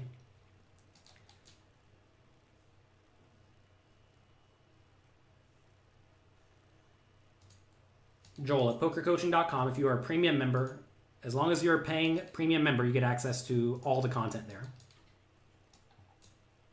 How long of a delay do we have? 5 minutes. 5-minute delay for everyone. Am I into the stock market at all? Not really. I mean, all my money, all my retirement funds are in Wealthfront, which, like, just the super diversified ETFs, which may or may not be ideal, but it's where it is. This is great because I played every pot for the last 5 minutes. Are they really not going to pay me? We deserve to get paid. Deserve it.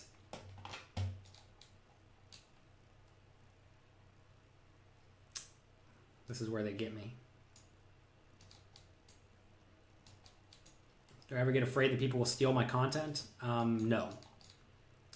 For a few reasons. Typically, though, if you do great work, the vast majority of people will not want to bootleg your content if you do good work at a good price. Someone earlier said they stole Ben CB's content because they thought it wasn't a fair price. If you put your content at a fair price and it adds value, inevitably people are happy to pay it because you are providing them an immense amount of value. And you're not vigging them, you know? All right, we lose another hand here. I think it was queens. I mean, what more do you want? Just give me all the good cards to get me out of here.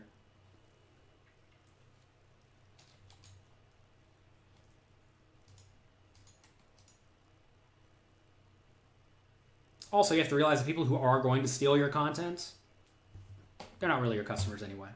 They weren't going to buy it.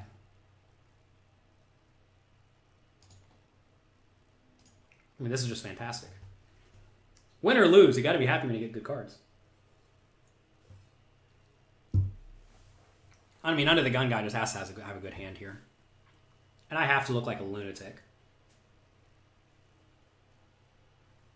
All right. Let's give him the ace-jack suited. I think that's fair. I think that's fair. He probably has aces, though. When you take that long, you probably just have aces. Oh, tens. Okay. All right. I'm glad I didn't have the ace-jack suited.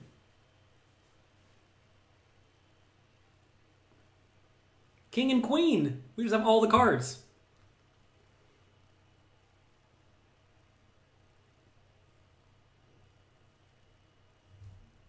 Getting hot in the room because the computer's running all day. And there's no ventilation in this room. This may look like a nice office, but it's actually a closet. Want me to give you a view around? Look, here's the door. That's where you leave.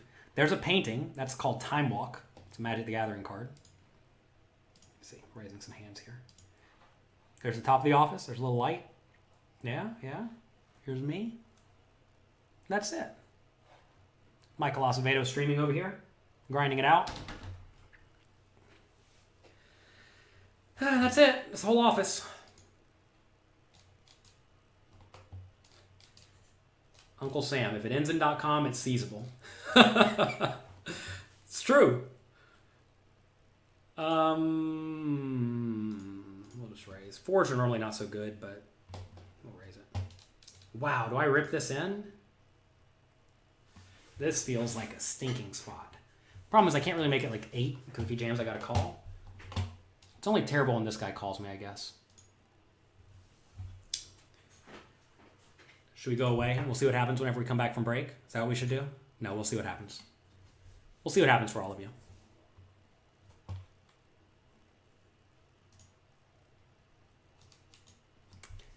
this is a spot where this guy can still min raise fold some. We have very good blockers. King Queen's a good hand to jam. This guy is kind of tight, so he could be trapping.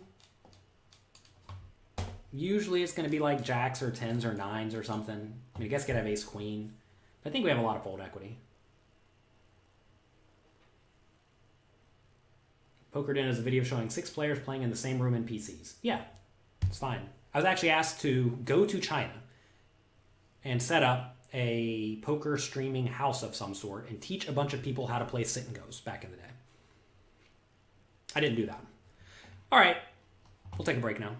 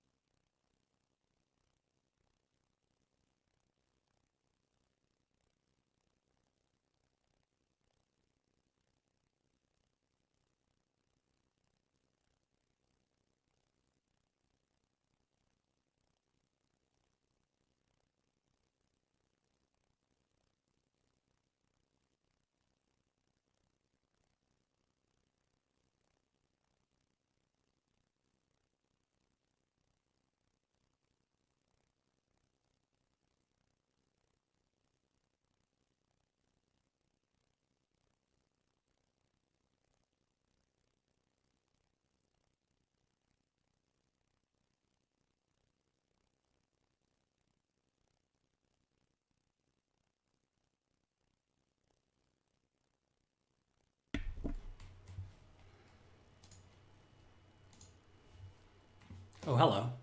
We took an extra long break to talk to my wife. She almost blinded me out. Let's see. Yesterday got a big monitor. Congrats. Are you guys kidding me? Asking me for thoughts on these sites again? Wow, a lot of text came in. You want to play live professionally, but do you think it's inferior to online? You prefer the live aspect? I mean, do whatever you want. Do what you can make money. If you have to ask this question, you're probably not ready to do either live or online.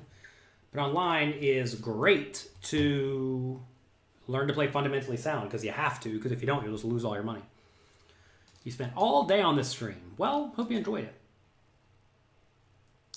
With 1-2 live playing so big, what is a good bankroll to play 1-2 after this is all over? I don't know, $6,000, something like that. Depends on your risk of ruin and like risk of ruin tolerance and whatnot.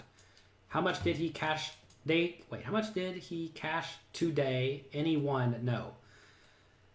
I can tell you. 1,300 plus 2,200 plus 300. 13 plus 22, 35. 3,800. Plus this one here. 3,800. We are in for about 11,000. So, there you go. Are all the fish going to be gone from casinos? I think people who are at the casinos are probably going to be the fish, honestly. Because they just legitimately do not care about their physical well-being. Or they're going to be like semi-desperate-ish pros. What do we do here? I guess I have to bet. Hand's very vulnerable. It's a tiny office. This was a closet. Most of my content I recommend raising to 3 big blinds at 100, yet here we're raising to 2. Why? That's because this site makes it difficult to raise to any other amount. Difficult enough to the point that I don't really bother with it. I know laziness is not a good answer, but it's the answer this time. Would you make a distinction in regular ring games as opposed to Zoom games? Well, the strategy should roughly be the same, except for the fact that in regular games, you're going to have way better reads on your opponents for the most part, and also... What is this? Also, the games are just going to be way softer, so you'll be adjusting more against the players at the non-Zoom tables. Millionaire Pro lives in a closet. Yes. You play Magic the Gathering? Yes. Are you doing a little coffee tomorrow? Yes. What else can we say yes to?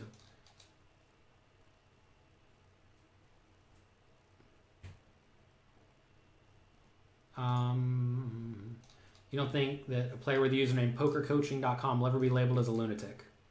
You never know. Why are these people talking nonsense on my chat? We don't need people talking nonsense in the chat. This is weird. You men re-raised me pre-flop. I have no clue what's happening there. Ooh! We're just going to get all the cards late in this tournament? I mean, we lost with half of all the good cards. You want to know if I stream with Alex. Who is Alex? My wife's name is Amy.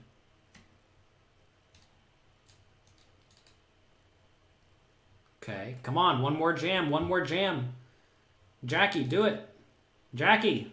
Woo-hoo-hoo-hoo! Jackie. Do I ever call? I think I just have to jam. Calling's so greedy. Calling would be so greedy. I just gotta jam.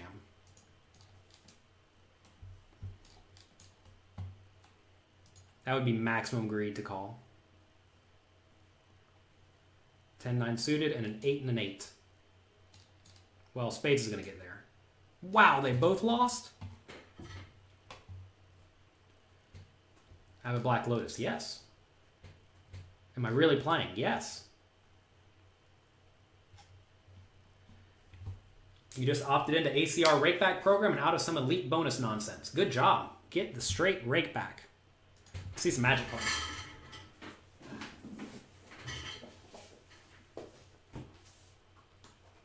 I'll show you some fun magic cards.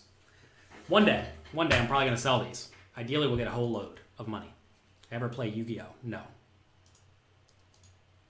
Let's see. Here we have, you want to know Black Lotus. Here is a Black Lotus.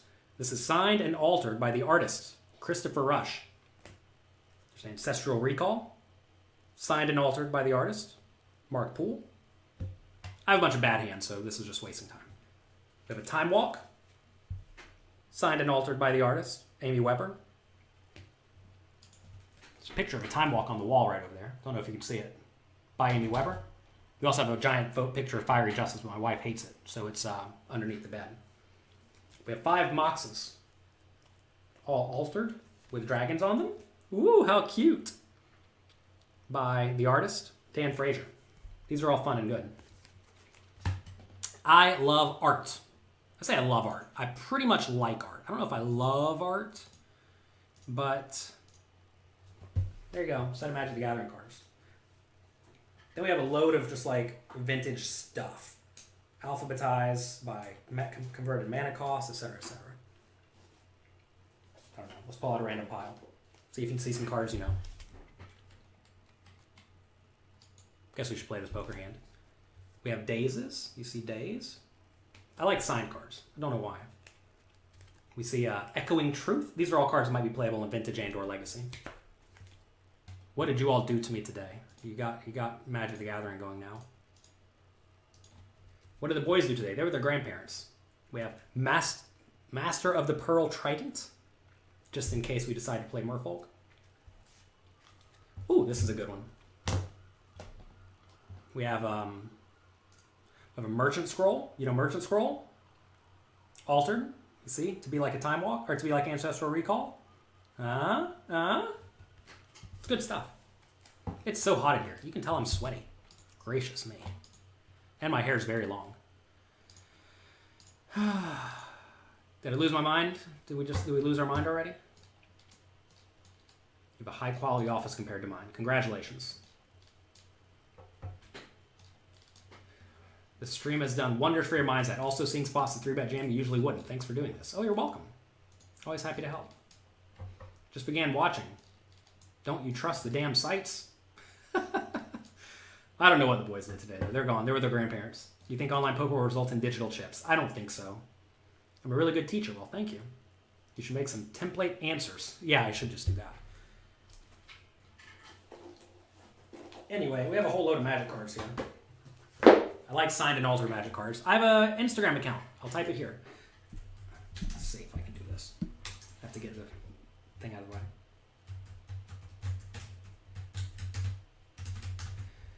Instagram.com/dailymagicmuse. Every day I post a fun Magic the Gathering picture.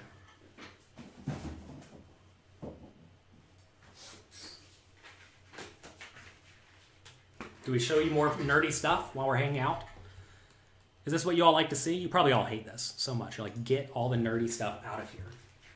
Here we have a bunch of artist proofs. Yeah, nerdy art. Bunch of artist proofs. Yeah. What else do we have? More artist proofs. Set of Moxen. Playset Moxen. More random stuff. Ooh, I love Amy Weber arts. Love Amy Weber arts. Amy Weber art's very nice. Very nice. Oh, I have an Ace King. That's good. Should probably play that one. All right, we'll go back to this. If you don't want to see more nerd stuff, let me know. I have a lot of it.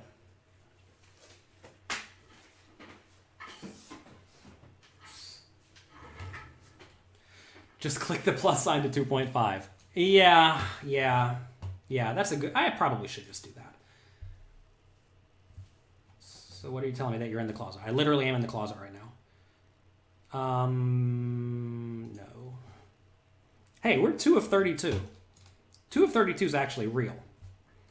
What are we playing for? Is 31 people left? We get $1,000 right now. We're trying to get 36K to win.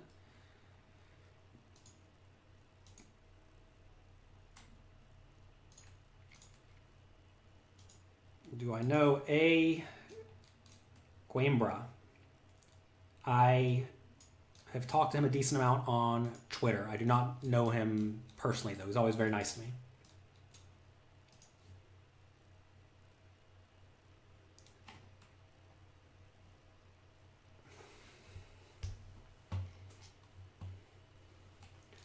Five and 5. It's pretty good. It's a pretty good flop. Do we play this fast or slow? What do you all think? Do we... This guy's 90 big blinds? Oh my god, can we stack that guy?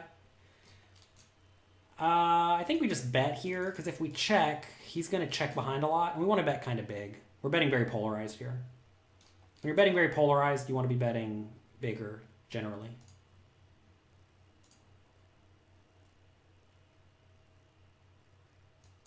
This is awesome, LOL.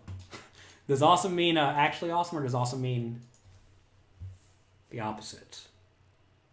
We'll have to make a read.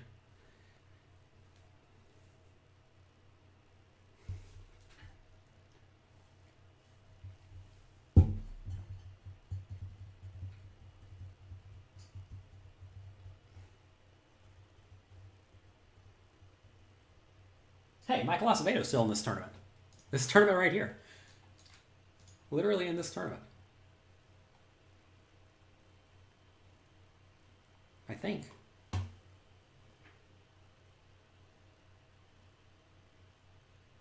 Is he in this tournament? Sunday special. Oh, he's in a different one.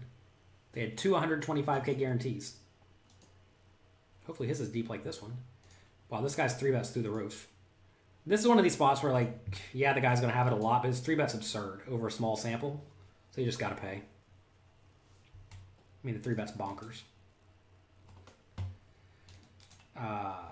Call? He has queens. Okay. How cold are cold showers? Cold showers are more like, I think it gets there. It gets like 40, 50, something like that. Here in New York, the water does. Fahrenheit. It's pretty cold. Not the best river for me, but that's fine. Do you have an ultimate HD stream? No, I do not have an ultimate HD screen.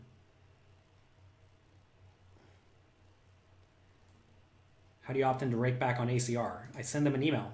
I don't know their email. Someone posted it earlier, like support or something. I don't know. You always email support when you sign up to a poker site to get rake back.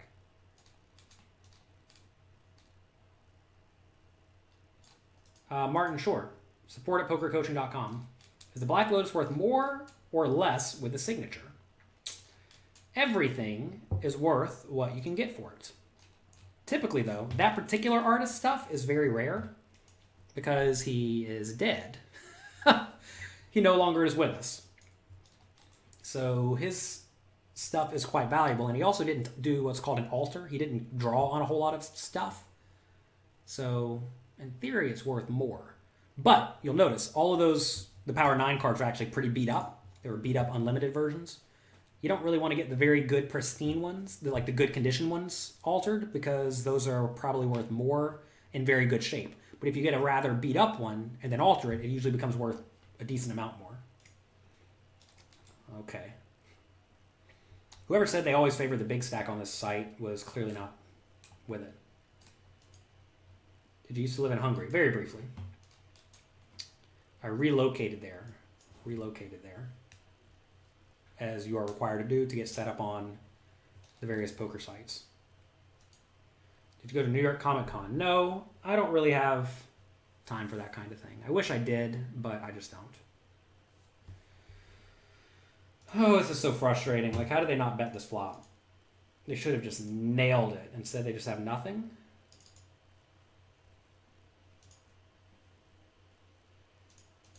You love that you used to play Magic. I clearly still do. I have a load of Magic cards behind me. I think we still bet this.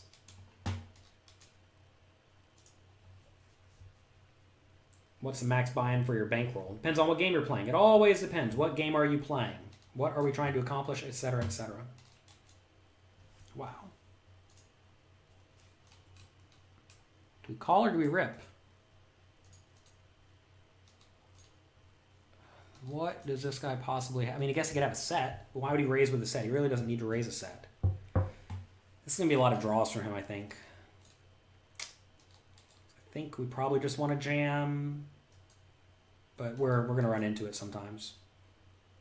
A7, come on. That's annoying. Busto. Almost made day 2. So we have only one day 2 tomorrow. We have the $100 game. I will not be streaming that. It's a spot where maybe we're supposed to just call. We're getting okay odds. I plan on making a poker training app. Search poker coaching in the Android or iTunes App Store. Jeff, good morning. Hello. Cyrus, good morning. Hello. Hope you're having a great day. Did we just get hosted? Is that what just happened? I don't think this will tell me. If we did, thank you. Oh, man.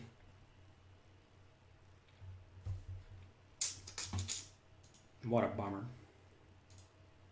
What a bummer. That's a good one, too. How would you rank the importance between volume, bankroll management, and study and coaching? It's a weird question. Obviously, you have to get good. If you don't get good, you're just losing all your money. Bankroll management? I mean, all these are important, man. You gotta play good. You have to be good, not just at poker, but away from the table as well. You're looking to join poker coaching. Why do you get timed out for posting on poker coaching? I'm not sure what you mean. I do not know. Send us an email, support@pokercoaching.com. What is that one Black Lotus worth? I don't know. I don't really know what it is worth at the moment. Minimum like 5K-ish, maybe more like 10. I'm not sure. I haven't tried to sell it. And really, that's the thing, is like not a whole lot of those with altered art gets sold all that often, because there's really not very many of them. Anything that's very, very rare, like art, right? There's a lot to finding a buyer. And fortunately, there are buyers for those things, but there aren't really many sellers of those things. There's one guy who has one that has like a really neat dragon altar.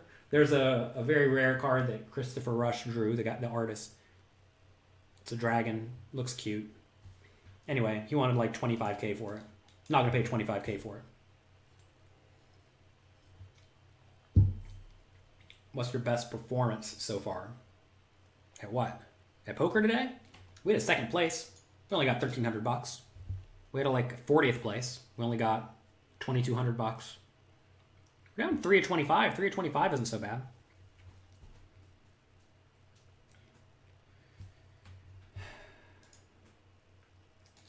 Only 99 likes. Come on, chat. Don't be shy. Click the like button. That's right, Craig. You love my passion for Magic. I don't know. I mean, look, I like the game. I don't know if I'd want to play it professionally or at a very high level, just because when you do anything at a high level, it becomes much more work. I feel sad I had to give it up. Well, you don't really have to give it up. You just don't get to partner with it right now, and that's okay. I still follow it.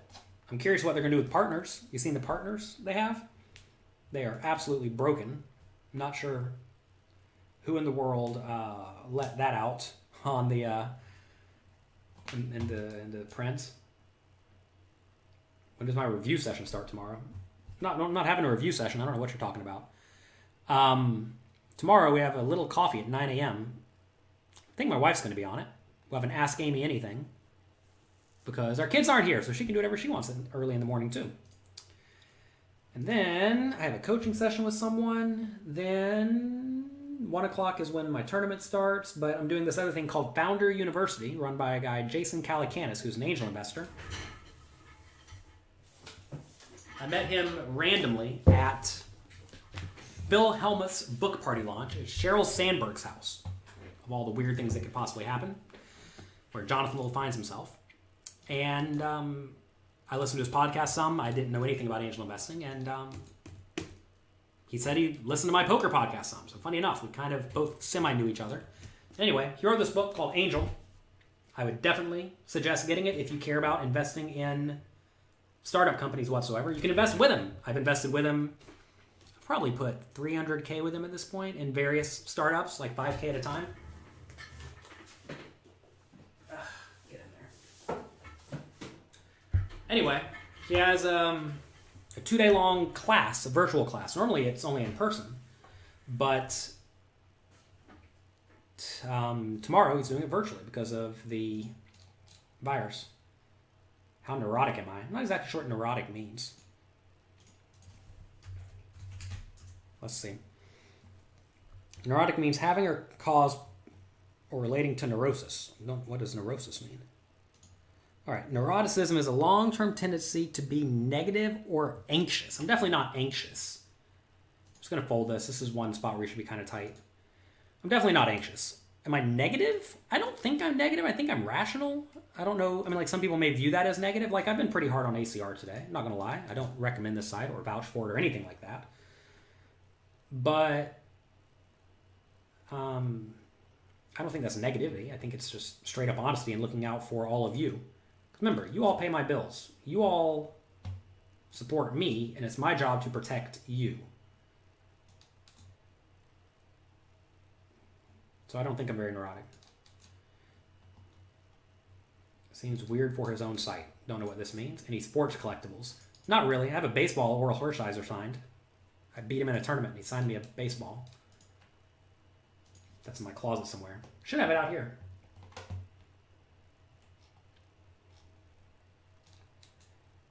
Hey, Sun God, you literally posted this earlier. You literally posted this exact same thing earlier. Come on, how bad are we going to run? We can't beat the 10s with a 6-5 suited. All right, let's play again. Now I wish I would have played all those games earlier. Should I make this bigger? Probably should, right? What about that? Is that any better? Does that work? Yeah, it's not a good time to start playing tournaments right now. B. Flanagan. How's it gone today? I think we decided I cashed for like 4K today or something. We do have one real sweat though, 3 of 25. This is what we played all day for, everyone. Every day, at the end of the day, if you're lucky, you get a nice sweat. First place here is $27,000. I'm sorry, $37,000. And if we have any luck, we will win $37,000. If we have no luck, we're going to get about $1,200. And a slap on the rump and a Copa de Vino before bed. Hopefully we win. Let's just win.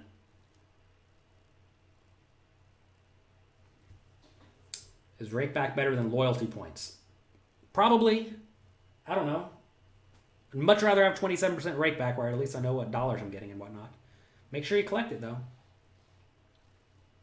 Do you know about Party Poker 88, etc. need to use British pounds over US dollars? I'm pretty sure you use US dollars in those sites. What's the best cash games for $100 buy-in or lower? Which site has the best games? Probably sites like Party Poker, realistically. Party Poker doesn't allow heads-up display. I mean, again, look, if you're going to play 1 or 2 tables at a time, definitely play on a site that does not allow heads-up displays. I'm not going to say that's vital or mandatory, but it's definitely relevant.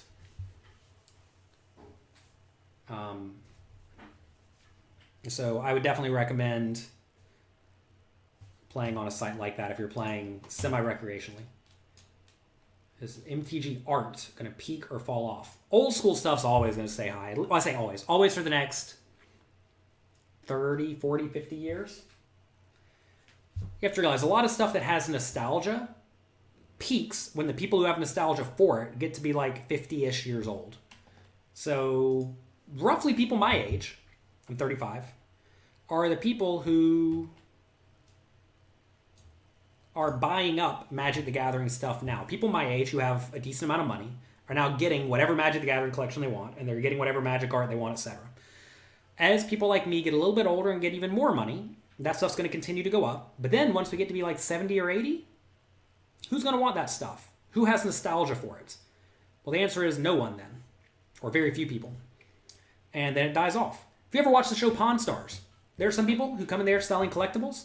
Some of the stuff's very valuable. Some of the stuff's worth garbage, despite the fact that you would think, wow, how's that not very expensive? And the answer is the people who value that thing, they died. And the young people who came after them didn't care about it. Like, there's no way in the world my kids care about Magic the Gathering like I care about Magic the Gathering. There's just no way. It's just not going to happen. I wish they, well, I don't know. I'd rather them to be doing anything else with their lives, I guess. But, what do we do here? I think it's just a call. We'll just jam.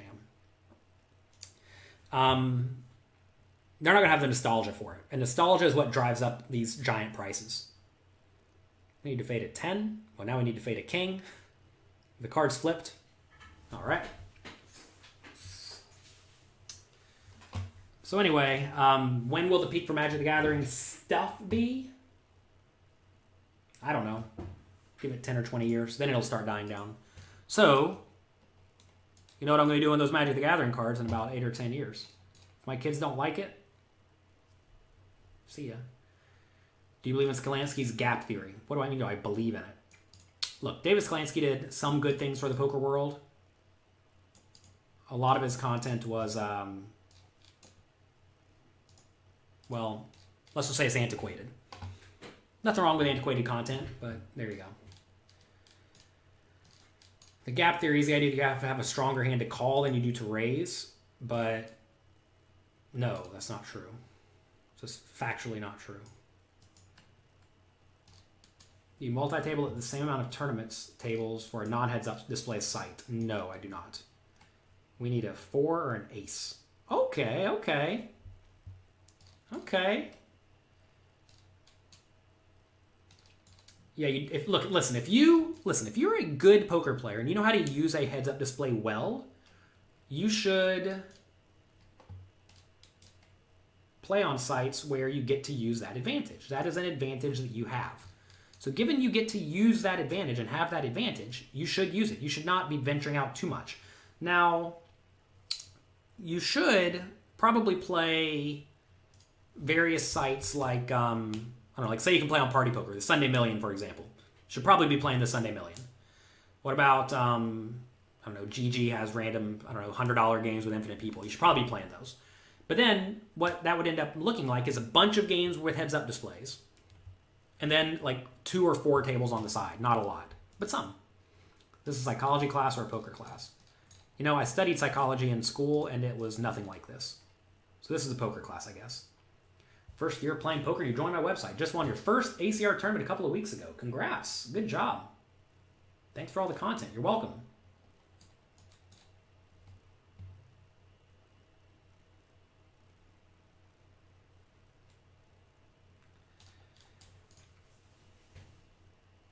Can I make this any bigger?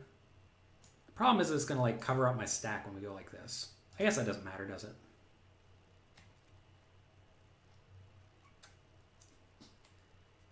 The queen 3 off. Can we defend this? This guy's playing quite wide. I think he's a reg. Does anybody know who this is? It's funny how like, I know this guy's a reg. He's playing a lot of games, but I literally have no clue who this person is. I guess we just fold. Do we have any scores today? I feel like you all have asked this before. We took like 20th place in a $600 game for $2,000. We took second place in a $100 game for $1,300. We had a min cash in a $100-something game, $200 game, I don't know. And now here we are, 1 of 24. This is what we played all day for. You sit down, you grind it out. With any luck, you get 1 or 2 chances to win something. And here it is. Here's our 1 chance. It's a real chance, too. 1 in 24 is pretty good. To be fair, though, this may seem better than it is. Average stack is, well, 2.6 million. What's that mean? About 26 big blinds. Is that right? Average stack is 26 big blinds. I only have 2 times that. So, I don't know. On average, we'd probably take top 6 places. Hey, that'd be $8,000. That would get us basically even for the day. Would I sign for $8,000 right now? I don't know. Would I? I mean, you have to, right? What's our stack worth? Let's just see. We have 5 million chips. What do we start with? 50,000? We have 100 starting stacks? No, that can't be right. We have 100 starting stacks? What's 200 times 100? $20,000 worth of chips? Obviously, money gets taken out of the prize pool. But, hey, that's pretty good. So I'm going to fold no, I'm going to raise it. I was going to fold till I saw this guy's a nit. One of the most influential things I ever saw in my life is I was watching a WPT final table, and Phil Ivey had 10-7 offsuit on the button, and he folded. I was like, what? He just open folded. Everyone folded to him, and he folded. I couldn't believe it. I almost fell out of my chair. I was like, wait a minute. You don't have to play every single seemingly marginal hand in every spot. Turns out you're allowed to fold. If the guy here on the button was loose-ish, I would, or tight-ish. What am I saying? If the guy in the small blind here was loose-ish, I would have folded because this guy's stats are absurd. You don't really want to play against people like that with marginal stuff. You'd rather just value bet then.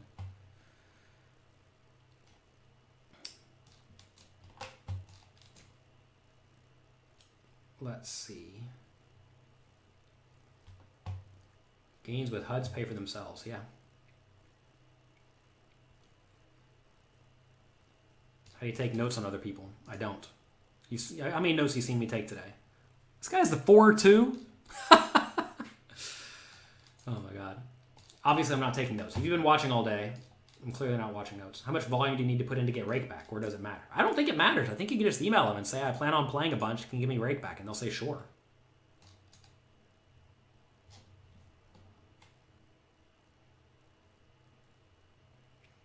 Kids these days still get into modern. Yeah, don't listen. If you play Magic the Gathering, I would recommend you pretty much only play Vintage or Legacy, with the reason that those cards will not be printed to oblivion. There's a thing called the reserve list, which means there's a list of cards that Wizards, the company that makes the game, says that they will not reprint. Now, to be fair, the company seems to just do all sorts of dumb stuff. Making the reserve list was a dumb thing they did back in the day, but also they may renege on it at some point. And if they do, well then, I still think the old cards will retain value purely because of nostalgia reasons. You're not going to want a new one. You're going to want an old one. And I think they'll hold value pretty well, even if they get reprinted in some way. Party poker is the most ethical and stand-up site. I generally agree with that. Can we 3-bet this one? Sure. Ugh. This is a bad spot. Guess we'll fold.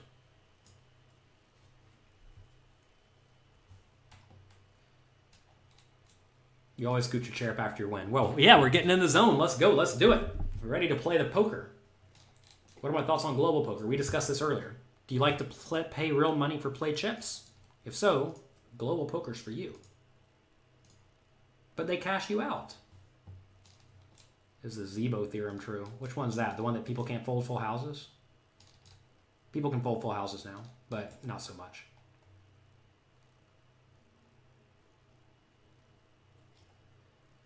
Ever wanted to punch someone in a tournament? I don't really take my emotions out with violence, so I think the answer is probably not. I've wanted people to not be at my table. Yeah, people like Will Kassouf. You don't particularly like those people. With those people, you just put your headphones on and ignore them. That's the thing. Like, you don't have to engage. I think a lot of people think that they must engage with other people. And to be fair, look, whenever I'm playing, I feel a bit of the need to, I guess, protect other people. Like, if I'm sitting there and Kassouf is being a jerk to someone, I'm definitely going to be quite hostile towards whoever's taking advantage or making the recreational player feel bad.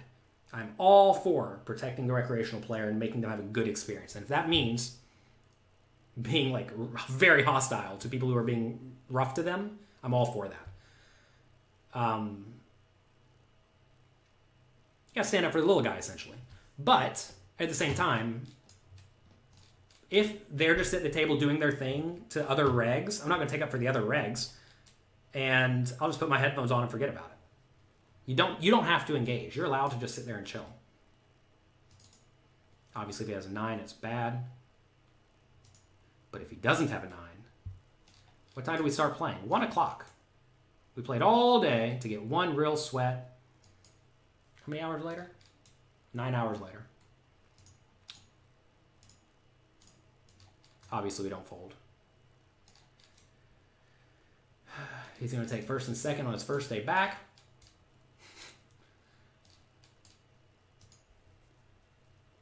This sucks. We're going to lose. I think we're just in here. If he folds anything, it's fine. Whatever he has is like a gut shot or something. So we don't care if he folds. He's just going to have a 9, though. I mean, this is screams 9. Yeah, like, obviously. What are you going to do? Hey, I can re-enter. That's what I can do. Okay. My request has been interrupted. Please contact customer support. Look at this quality program I'm dealing with here.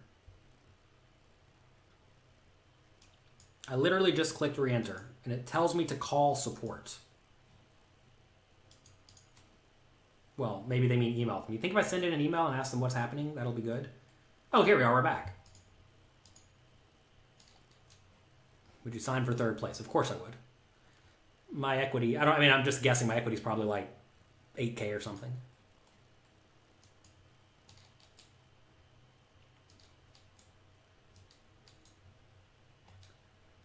Wow, you just watched my pokerography. I started poker because I don't like to lose. Is that what I said? That'd be fun.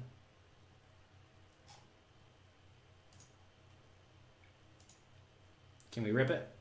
Oh, yes. Oh, yes. Yum, yum. We're probably going to get called on this one. This one doesn't feel great.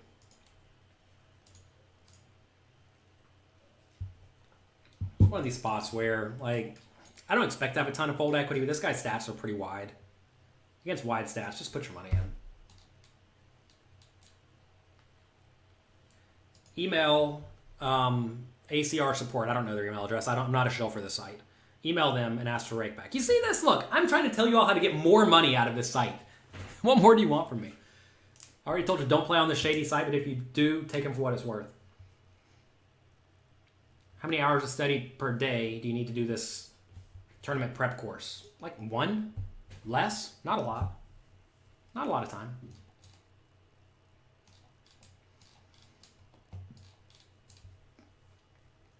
The correct answer was to fold the big blind with the small blind. Shows you have 13 big blinds.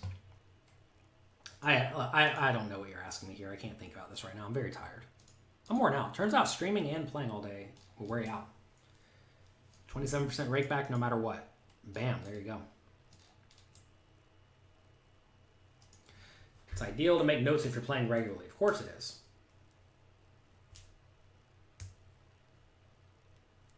ACR chat support. There you go. Is there a way to chat with the support? That's what they wanted me to do whenever their site didn't function properly. Please contact our support so that you can learn to register the tournament properly.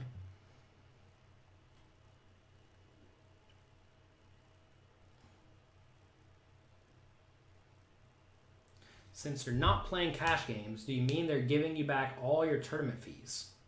No, rake back is where they give you X percentage of your the rake back. So in this tournament, right here, it's $200 plus $15. I don't know if you can see that or not, but this says $15 right here. The $15, you would get 27% of that back. Got our calculator. Is this a forbidden program? Are they going to ban me for using this? 15 times 0.27 equals. So that's $4.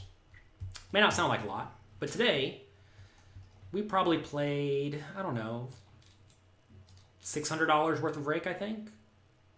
$800, something like that. So let's do 600 times 0.27 equals 162 bucks. So basically they give you a buy-in back, right? Out the door. They give you a buy-in each day if you just play a decent amount. It adds up. Rake back's very important. If you're not getting rake back, you're messing up.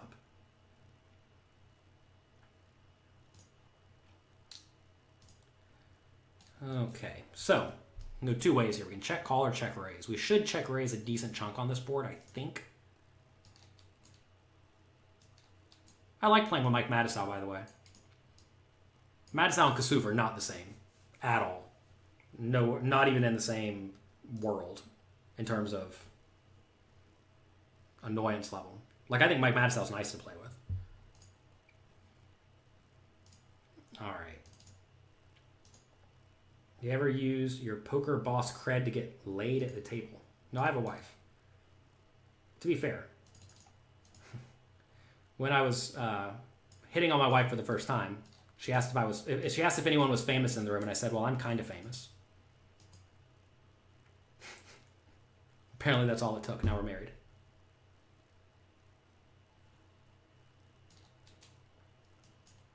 Tough spot, but whatever. Ugh, king and 8.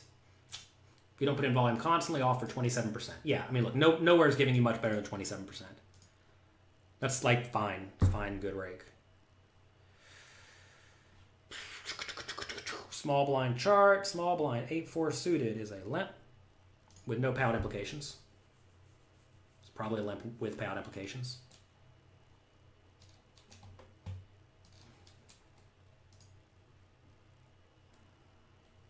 I think we limp fold this. Oh no, chart likes call. All right.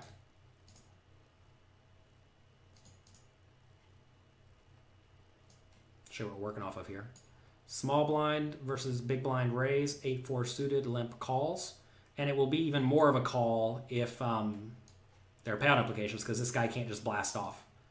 Because he really doesn't want to go broke. Whereas I don't really care.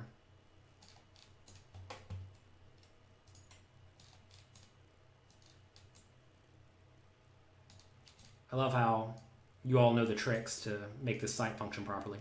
I've already learned that too, that whenever it doesn't re-enter, you immediately click lobby, because it might just randomly close the table and go nuts. But whenever that happens, immediately click lobby, lobby, lobby, lobby, lobby, and go to the lobby. And then you'll be okay. Then you can re-enter from there.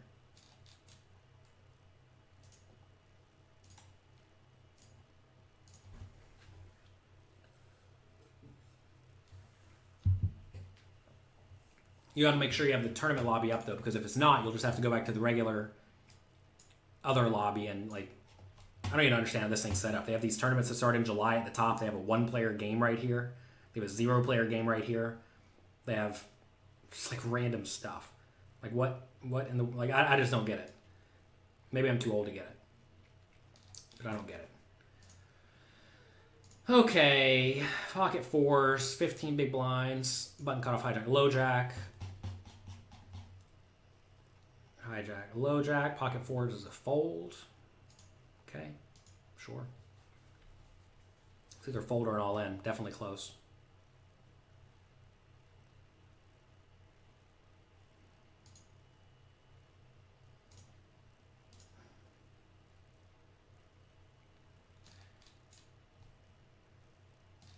Rake back is about cash games. Maybe you're making a joke. No, it's called literal rake back. The rake here is the $15. This is not a joke. It's 200 plus 15. 15 is the rake.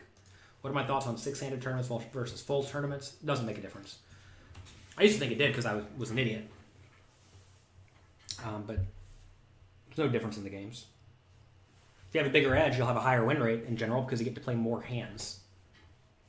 You at least concede that Phil Nagy is an OG CEO. What does an OG mean?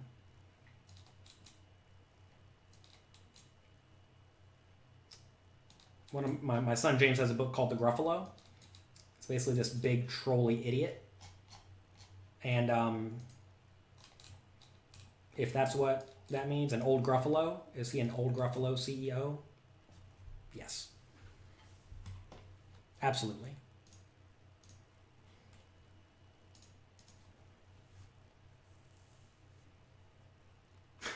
Just tweet Nagy and he'll get back to you right after he trips a fat rail of coke.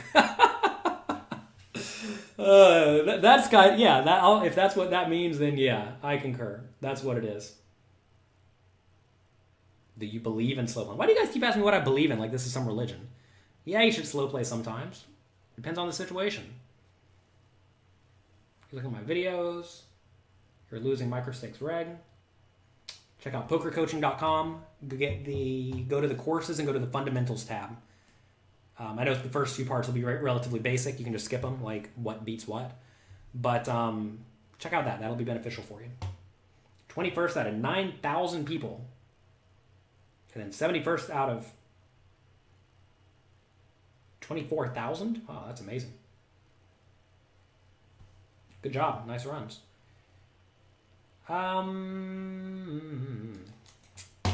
Like, look, this is the spot where I'd love to be opening a little bit wide, but all these guys to my left are pretty lag.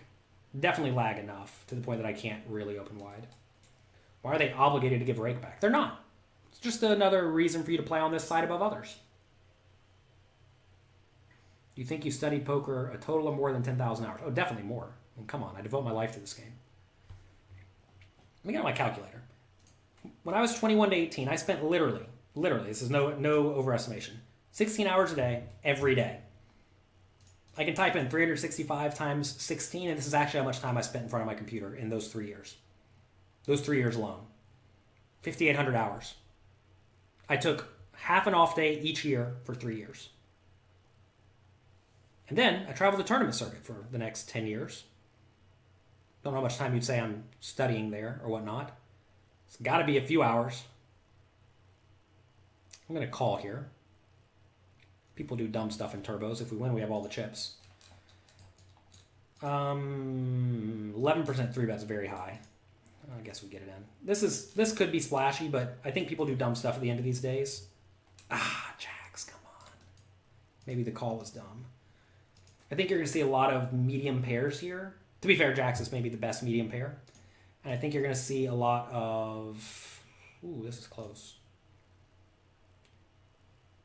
I guess we'll fold. I think you're going to see a lot of like ace, king, ace, queen, ace, jack, suited, ace, 10 suited type stuff.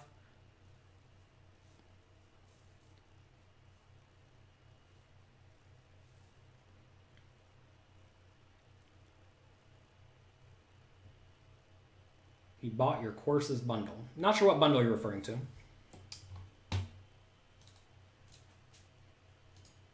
But go to pokercoaching.com/premium. Literally everything we have is included in that.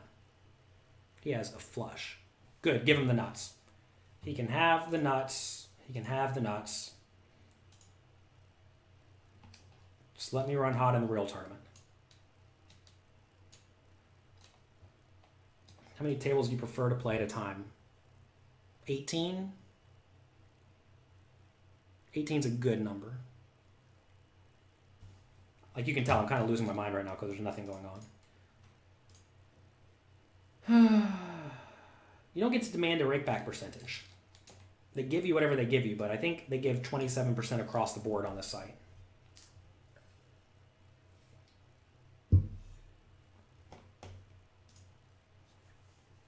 You wish you'd seen me years ago. Well, I've been here. You see your videos on quarantine and you have such an improvement to your game. You have one question. Use your charts for tournaments. If you have 15 or 25 big blinds, but if you have like 20, what should you do? Just basically combine them. Use logical deductions. You'll see the charts aren't all that different. So you can just estimate to some extent. I have a 10 and an 8.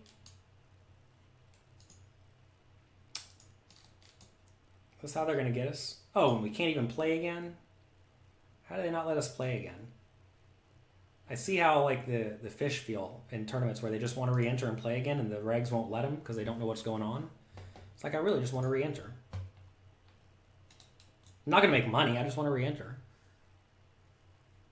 Where do you get those charts? Pokercoaching.com. I don't know if you all know this, but I have a training site. It's called pokercoaching.com. And there's all sorts of charts in the tools section. Just there, right there for you. Lots and lots and lots and lots and lots of things available for pokercoaching.com members. Are we doing any other course bundles? No. Currently what we do now is everything we have. If you want to get access to all of the stuff we have, it is at pokercoaching.com/premium. Yeah, you can get a push-fold chart for push-fold app for free. There's no reason for you to pay for something like Snapshove. Ours has accurate ranges, and it's free, and you can use it at the table very, very easily with one click, as opposed to like trying to look up the gotta figure out what spot I'm in. No, you can just use it with one click at the table. For live poker, we made it for live poker. Obviously works for online as well, and it's free, stone free. You don't need to pay money for stuff like that.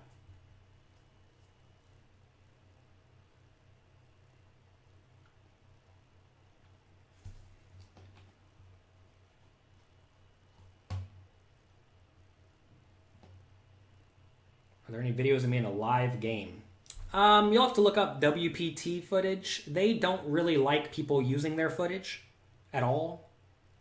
For some reason, they don't want you to see their show. So I'm not sure. I've been on the WPT a lot, not so much anything else. Oh, there's a Poker After Dark. Just Google Jonathan Little. No, not Poker After Dark. I'm sorry, Poker After Dark. Poker Night in America. Google Jonathan Little Poker Night in America. and I've played on a show with a bunch of Survivor winners, and I have played on some 25-50 game. OG means original Gruffalo, everyone. It's a big, hulky monster that's really stupid. But he's big and scary. If you're not very smart. That's what a Gruffalo is. That's what an OG is. We'll check here, call any river bet. We don't really want to bet and get called or raised here, I don't think, on the turn. Obviously, we let him outdraw us sometimes. I think it's better just to go for pot control. Maybe that's a little bit nitty. But I think it's fine. He could easily have a 10 on the river, so no reason to bet river. If you're referring to the CEO of this fine establishment, it's definitely an original Gruffalo. Guaranteed. Okay. Sevens will be all in. Crappy spot, kind of, because this guy should have something decent, but sevens, you know? It's always brutal, because like he's probably not raising sixes and sevens, sixes and fives and fours. And if he is, he's not going to call off with them.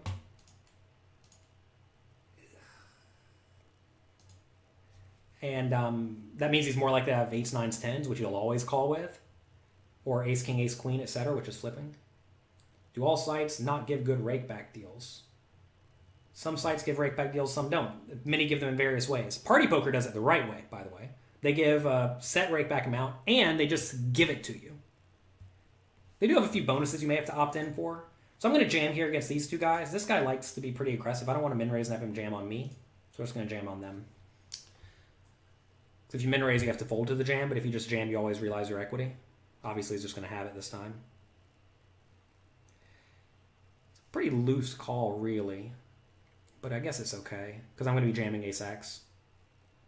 We got a spike on him. What's my honest opinion on ACR?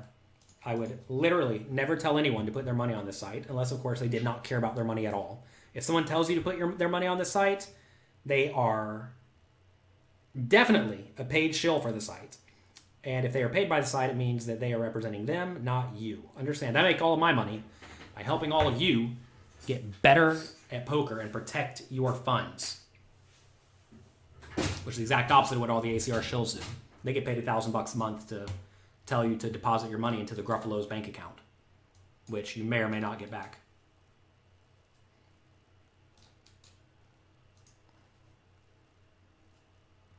Let's see what a Gruffalo looks like. Let me know if this is what you're picturing. Let's see, images. Yeah, this is it right here. Here's a Gruffalo. This thing. Is that what you imagine a Gruffalo looks like? This is what I think he looks like. Big, scary if you're not very smart, but actually not too scary if you have half a brain. Which 3 tournaments are these? Well, we're only looking at 2 now. We have a $200 tournament. We're 5 of 18 because we couldn't spike the ace one time. So unlucky, I know. First place is $36K. This is some random $50 tournament for fun that we're apparently going to go into the re-entry hellhole and load up our money.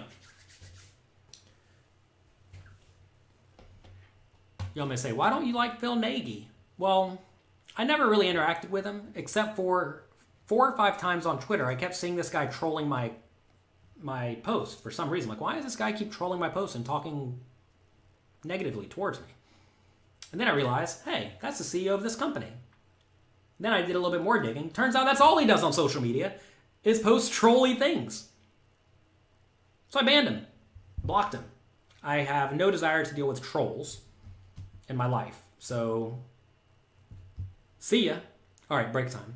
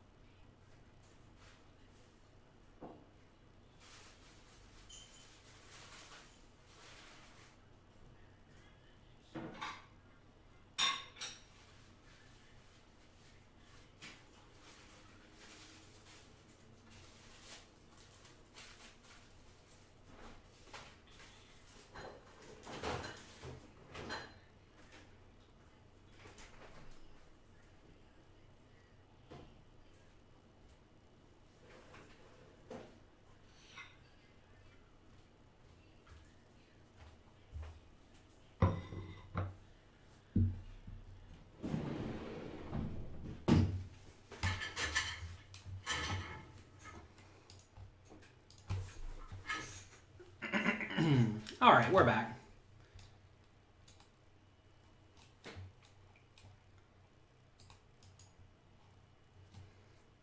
Let's see. Let's see. Is this stream better or the same value as a Sunday tournament course on poker coaching? Very similar. Very similar. I probably talk more in this because I get to talk to your chat, but notice there's like a bunch of nonsense here.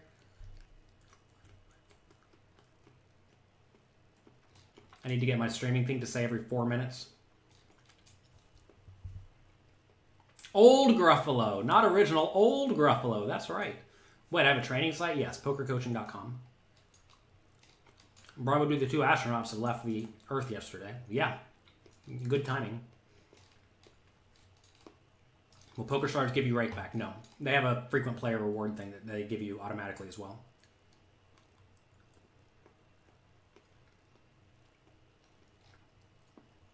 Where can you find my training site? Pokercoaching.com. There's literally 2 URLs on this thing. One of them's over there, pokercoaching.com/tournament challenge. There's another like right down there. I'm not a big fan of streams for studying, actually. Like, it's good to see what people are doing. It's good to see every hand. But I think it's better to go really deep on specific topics. So again, you get the rejam, but then you just don't understand why you would go all in when the guy raised 2 big blinds and you have like 50. I don't even know what you're talking about. Let's see. Why are you playing on ACR and simultaneously hating on it? You have to understand, I hate on ACR, not because I don't like the site, or have anything against it, really. I just have a problem with the fact that they are using mid-tier pros and paying them $1,000 a month to tell you this is a good, safe site. This is not a good, safe site. They will inevitably take your money eventually. They have great tournament volume. Their program's trash. They're really good at marketing. What else? Have I made any other points clear? The tournaments are like printing money here. Nobody on the site knows how to play poker. Because like I said, they're really good at marketing.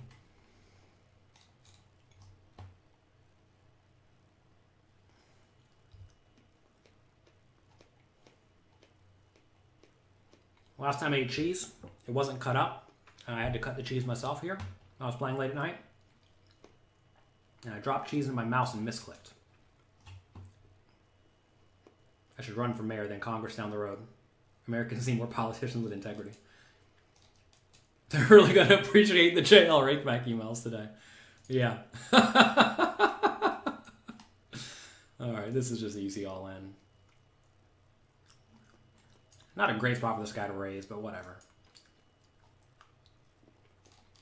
Is there a difference between ACR, rakeback, and reward? I don't know. Rakeback's better if you don't play a lot, that's for sure.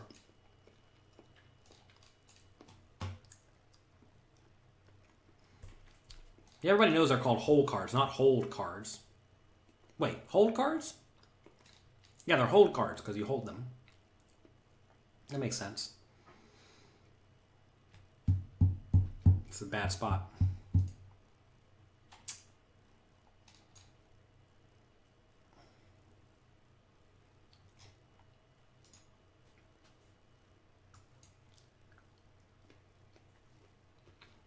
What table are we on? I'll go play. Look at all these lobbies. What a mess. I mean, like, what a mess. Tell me what table we're on. I'll go play. We have some kombucha tea for the late night journey together. The Queen Jack offsuit, we're going to be popping it in.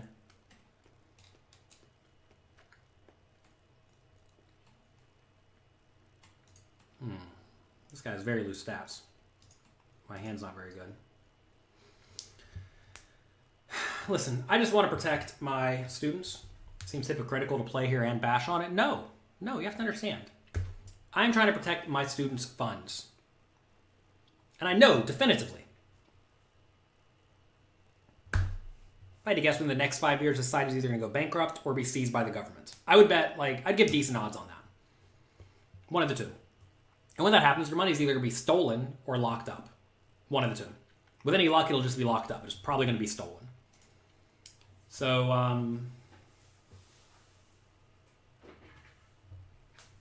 if your money's probably going to be stolen, then you're basically just playing with a ticking time bomb here. I'm willing to play with it for 1 day's worth of volume, or 1 day's worth of action. $10,000. That's what they'll get me for if they get me. And that's what I recommend they get you for if they get you. One day's worth of action. I have seen countless lives ruined by full tilt / ultimate bet / absolute poker when the money was seized. They were lucky because the money got seized. They got it back eventually.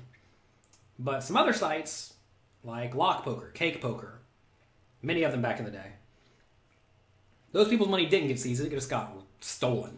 Now, I don't know what's going to happen with ACR. Definitely can't predict it. But that's that. Does he have any experience on the site? Does he think this is a recording? You made tons of ACR and they paid you every time. You have to understand, the fact that they have paid you every time is irrelevant. They pay till they don't. Like, that's how these things work. How many cash today? Well, 1, 2, 3. Plus we made day 2 of the $100 game. Then we're in this thing. 3 of 18.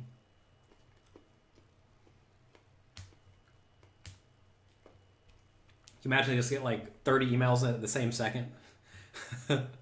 For people asking for rake back? That's fantastic.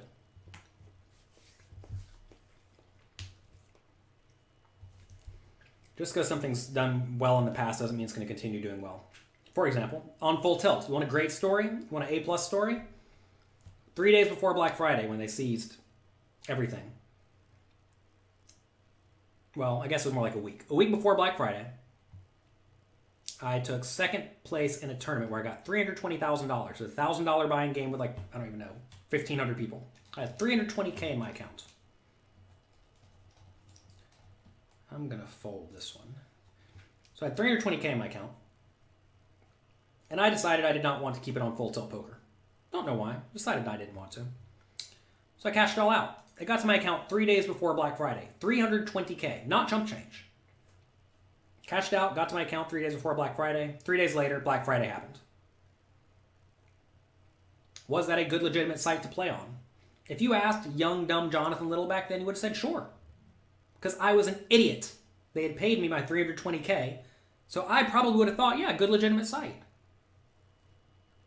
Turns out, then the government got them, and they got closed up. And,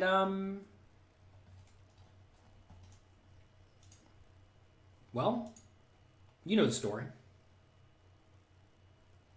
Is it possible they don't take your money like just a chance? History repeats itself, everyone. Well, it doesn't necessarily repeat itself, but it certainly rhymes. Very similar things happen on a very regular basis. This thing's happened 4 or 5 times now. Don't be shocked when it happens again. Just be prepared, right? Be smart. I'm not against the site. I guess I'm just against their... I'm against the fact that there are a lot of people who are actively promoting them without actually knowing what they're promoting. My friends with Jeff Boyski. Absolutely not. Anyone who would take $100 from a small rakeback site to try to belittle someone's character is definitely not someone you should be friends with.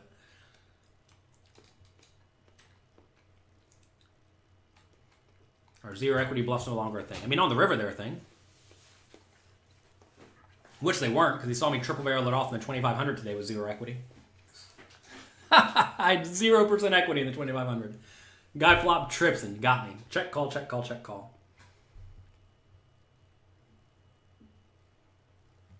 Talk more about that easy all-in with ace-10. So here, I think like early-ish position raise, I had ace-10 in the big blind.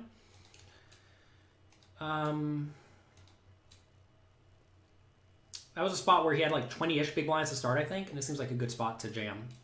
If everyone's so bad on ACR, how are you down 10K? I lost a $2,500 tournament 7 times. So what's that? 17,000? So we're down 5 buy-ins in the big game. We bubbled it 3 times, to be fair, so we had shots.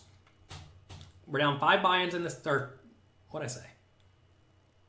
How many times did we play? Is my brain not working? 3, 4, 5, 6, 7, 8.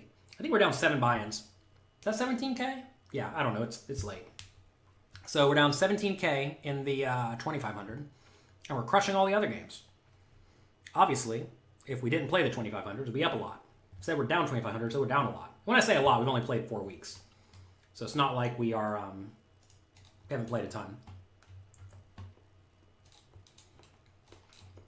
It's actually a good question, though, that a lot of people are really not privy on.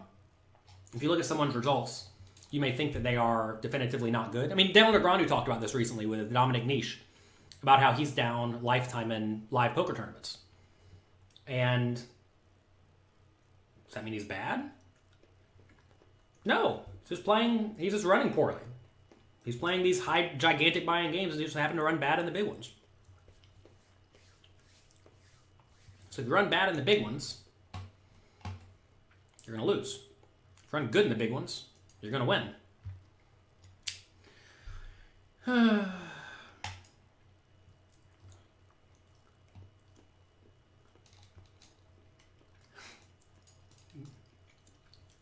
The odds of Jonathan Lelever saying ACR is legit is quite low.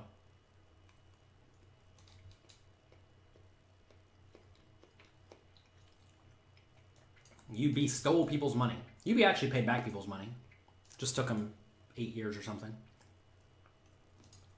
This guy's going to triple barrel here every time. Hopefully he doesn't have me beat. Also, I'm not trolling people. I'm just speaking the truth here, by the way. I do not think I'm saying anything out of line. Maybe you think I am, maybe you don't. But I do not think I'm saying anything out of line when I'm saying the things I'm saying here, by the way. I do not think I'm being funny, not being sarcastic. We are being straight up serious.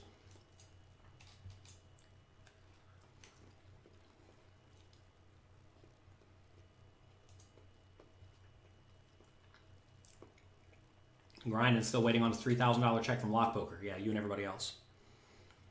This is an obvious triple spot. If he has ace-queen, he's probably going to value bet.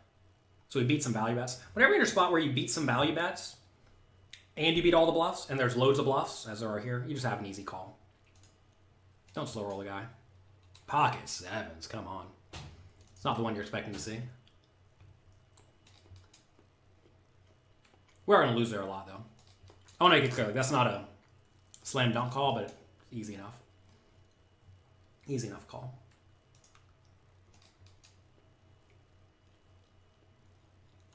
All right, we have no chips now. Phil Nagy apparently heard about that I was streaming, so he decided to doom switch me.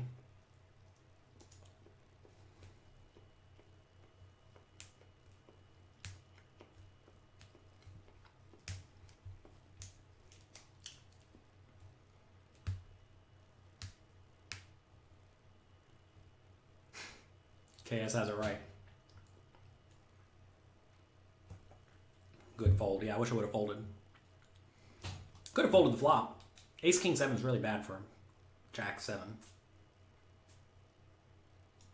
Was I an insider at full tilt? I mean, I had a contact there who helped me out. The owner of the site says, insert anything. Do I believe it? No. No. I mean, how gullible do you have to be?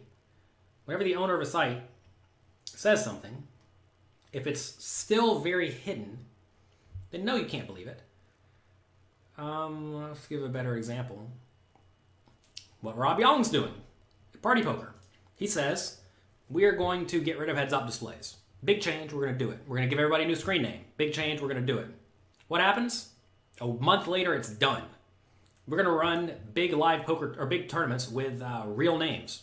A month later, it's done. Everything he is saying gets done. And he's very honest about the setbacks they have and whatever issues they have. And you can't just be out there blindly promoting all of the positives. When's the last time you finished first? I don't know. Last week? Oh, last week we had 2 firsts. Yeah, last week we had a first in a $50 tournament and first in a $600 tournament. Today we only had a second.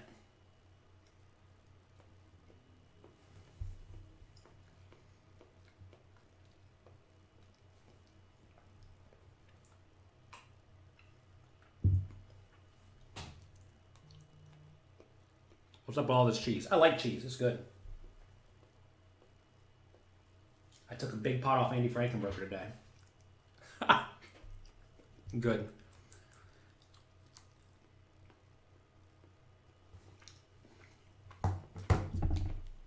Fred, hello. Welcome. Hope we don't have to lose with this ace-5 offsuit. As well as we've run in this tournament, we've also run pretty god-awful, too. We did spike jacks against queens earlier. So I was going to jam this for sure if they folded to me. This guy's kind of tight. Your opponent's stack size is a deciding factor for non-tournament life shoves. I mean, stack size is obviously very relevant. Stats are by far the most important thing, like this right here, right? If this guy had loose stats, I'd be all in every time. Like if he was like this guy, 30/24, easy all in. Like that Jack 7 just a second ago, easy call against this guy because he has insane stats. Not that if I was against a guy with this stats, that'd be a much tougher call. That might actually be a fold on the river. So stats are what I'm much more concerned with. I mean, obviously stacks relevant too. Playing for all the cheese, about to be broke, I think. Every time we've gotten a good hand, somebody else has a good hand too. Sometimes we win, sometimes we don't.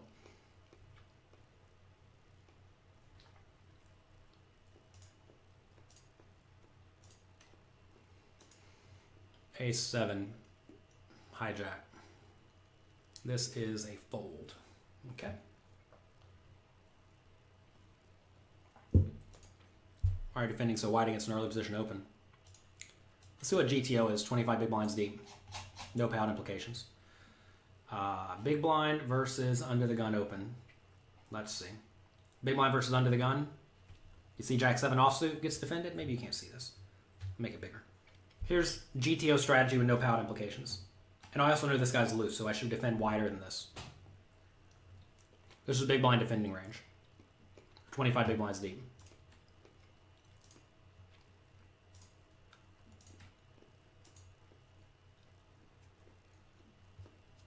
All this is at pokercoaching.com. I don't know why I haven't downloaded it yet. It's in the tool section. Go get it. Put out 4max charts the other day. Give you a link to get those. You all said you wanted 4max charts for live poker. There you go. What's the payout jumps in the 125? We don't have a 125. This is a 215 here, which is this. This is some $50 game. We're not even in the money. Your leading frequency has been low. Yeah, I haven't really had any spots, have I? I also didn't do a ton of leading. Maybe I need to do more. Leading on the turn at least. I'm never leading flop.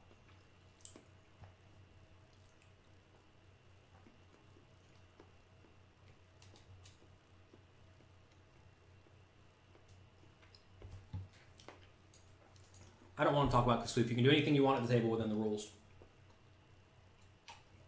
And that kind of stuff works great against fish and horribly against good players because it doesn't work against good players.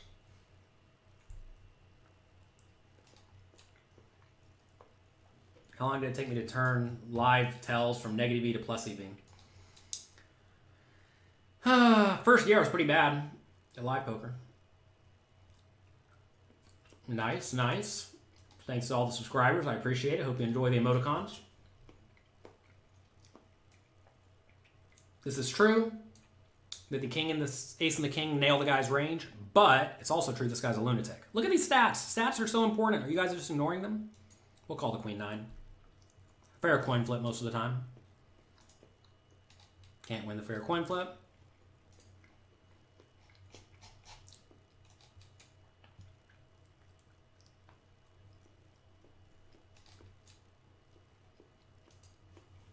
All right, 90 people to get in the money. It's a long way. Like I said, why have you been playing this thing? Look, if you win, you don't even get any money. Let's look at the prize pool. Why play a tournament where if you win, you get $3,000? I mean, obviously $3,000 is real money. It's like one buy-in for the other tournament. But who knows how long we're going to have to play this thing. Brutal run out here in this tournament. Like I said, will you sign for 8K? Yes, I would have signed for 8K. Against a tight player, you can fold the Jack 7. Against a loose player, though, you can't fold the Jack 7 on Ace King 7 for a small bet. Rob Young is also an articulate man with solid business acumen. Yes, that is accurate. He's not trolling people on the internet for fun. It's not what he spends his day doing.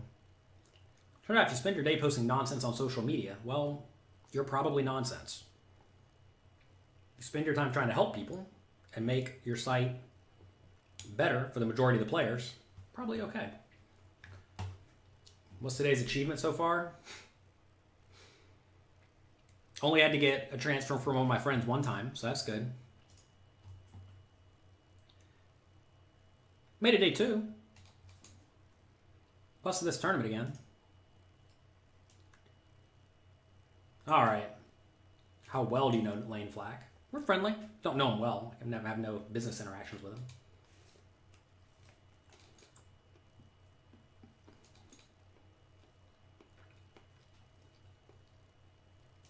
I've been vegan for 3 months. You suggested it. Feels great. Good, congrats. I definitely would. Alright. Go watch Phil Nagy interview with Joe Ingram. Write down all the promises he made a few years ago. See what's happened. Maybe a good idea. Well, Phil's going to doom switch me. Swear out. Not shocking. That's what happens. Easy all in. I will lose. $1,400. Ooh, how do we do on the day? Everybody wants to know how we did on the day, even though it doesn't matter. Why is your shark scope down now?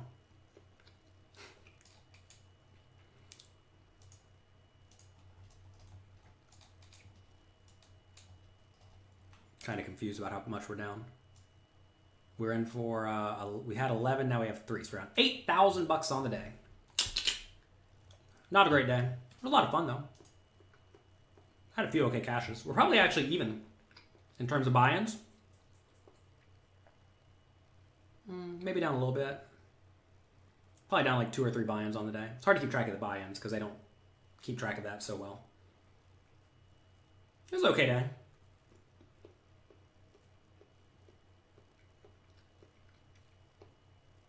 How important is the math section of Modern Poker Theory? If you don't get the math, it's okay. You don't need it. Ever thought about changing my name to Jonathan Big? No, I changed my name to Jonathan Little. That's not my real name. Jonathan Little sounds cool. All right, I'm going to bed now. We're going to do a little coffee. 9 a.m. Eastern time, bright and early. I'll see you then. We'll probably have my wife here. We'll be doing an Ask Amy Anything. Today was fun. This is how a lot of poker days go. You play all day. You get a few runs. To be fair, could have ran a little bit better in that $600 game. Would have won a bunch of money. Could have ran a little bit better in the $200 game at the end. Would have won a bunch of money. So we get a pat on the butt. Makes you wonder what you do with your day. But I'm glad we streamed today. I'm glad you got to enjoy it. What made me start playing online again? James Romero, poker coach and coach, said that online poker is super soft right now. And we should be playing it on Sundays. So, super soft. Let's play it on Sundays. That's what we did. It was fun. That's what we have for today. Enjoy yourselves. If you had fun today, click like, click subscribe. Thanks for being here. I appreciate hanging out with all of you. It made the day enjoyable. It actually flew by. So that's good. Tomorrow, 9 a.m. Eastern time, you'll probably all be asleep. I'll be awake. It's important to have integrity and do what you say you're going to do. I tell all of you I'm going to be there at 9 a.m. Eastern time. Sometimes that's tough on late Sundays, but this is an early Sunday. Busted by 11:30. Maybe I stayed up and hang out for a while. All right. It's almost like I don't want to leave. I'm here with all my friends. That's okay. If you want to study poker, if you want to study poker with me and the coaches at Poker Coaching, head over to pokercoaching.com/tournament challenge. Jay Seppi just took 6th place. Nice run. Not so bad. As Goal says, go to Poker Coaching. You don't know what you're missing. Well, look, we do lots of work for all of you to help you improve your poker skills. Make use of it. It's a lot of work, but I do it for all of you. Good luck. Have fun. Click like, click subscribe. Check out pokercoaching.com/tournament challenge. I'll talk to you all later. Bye-bye.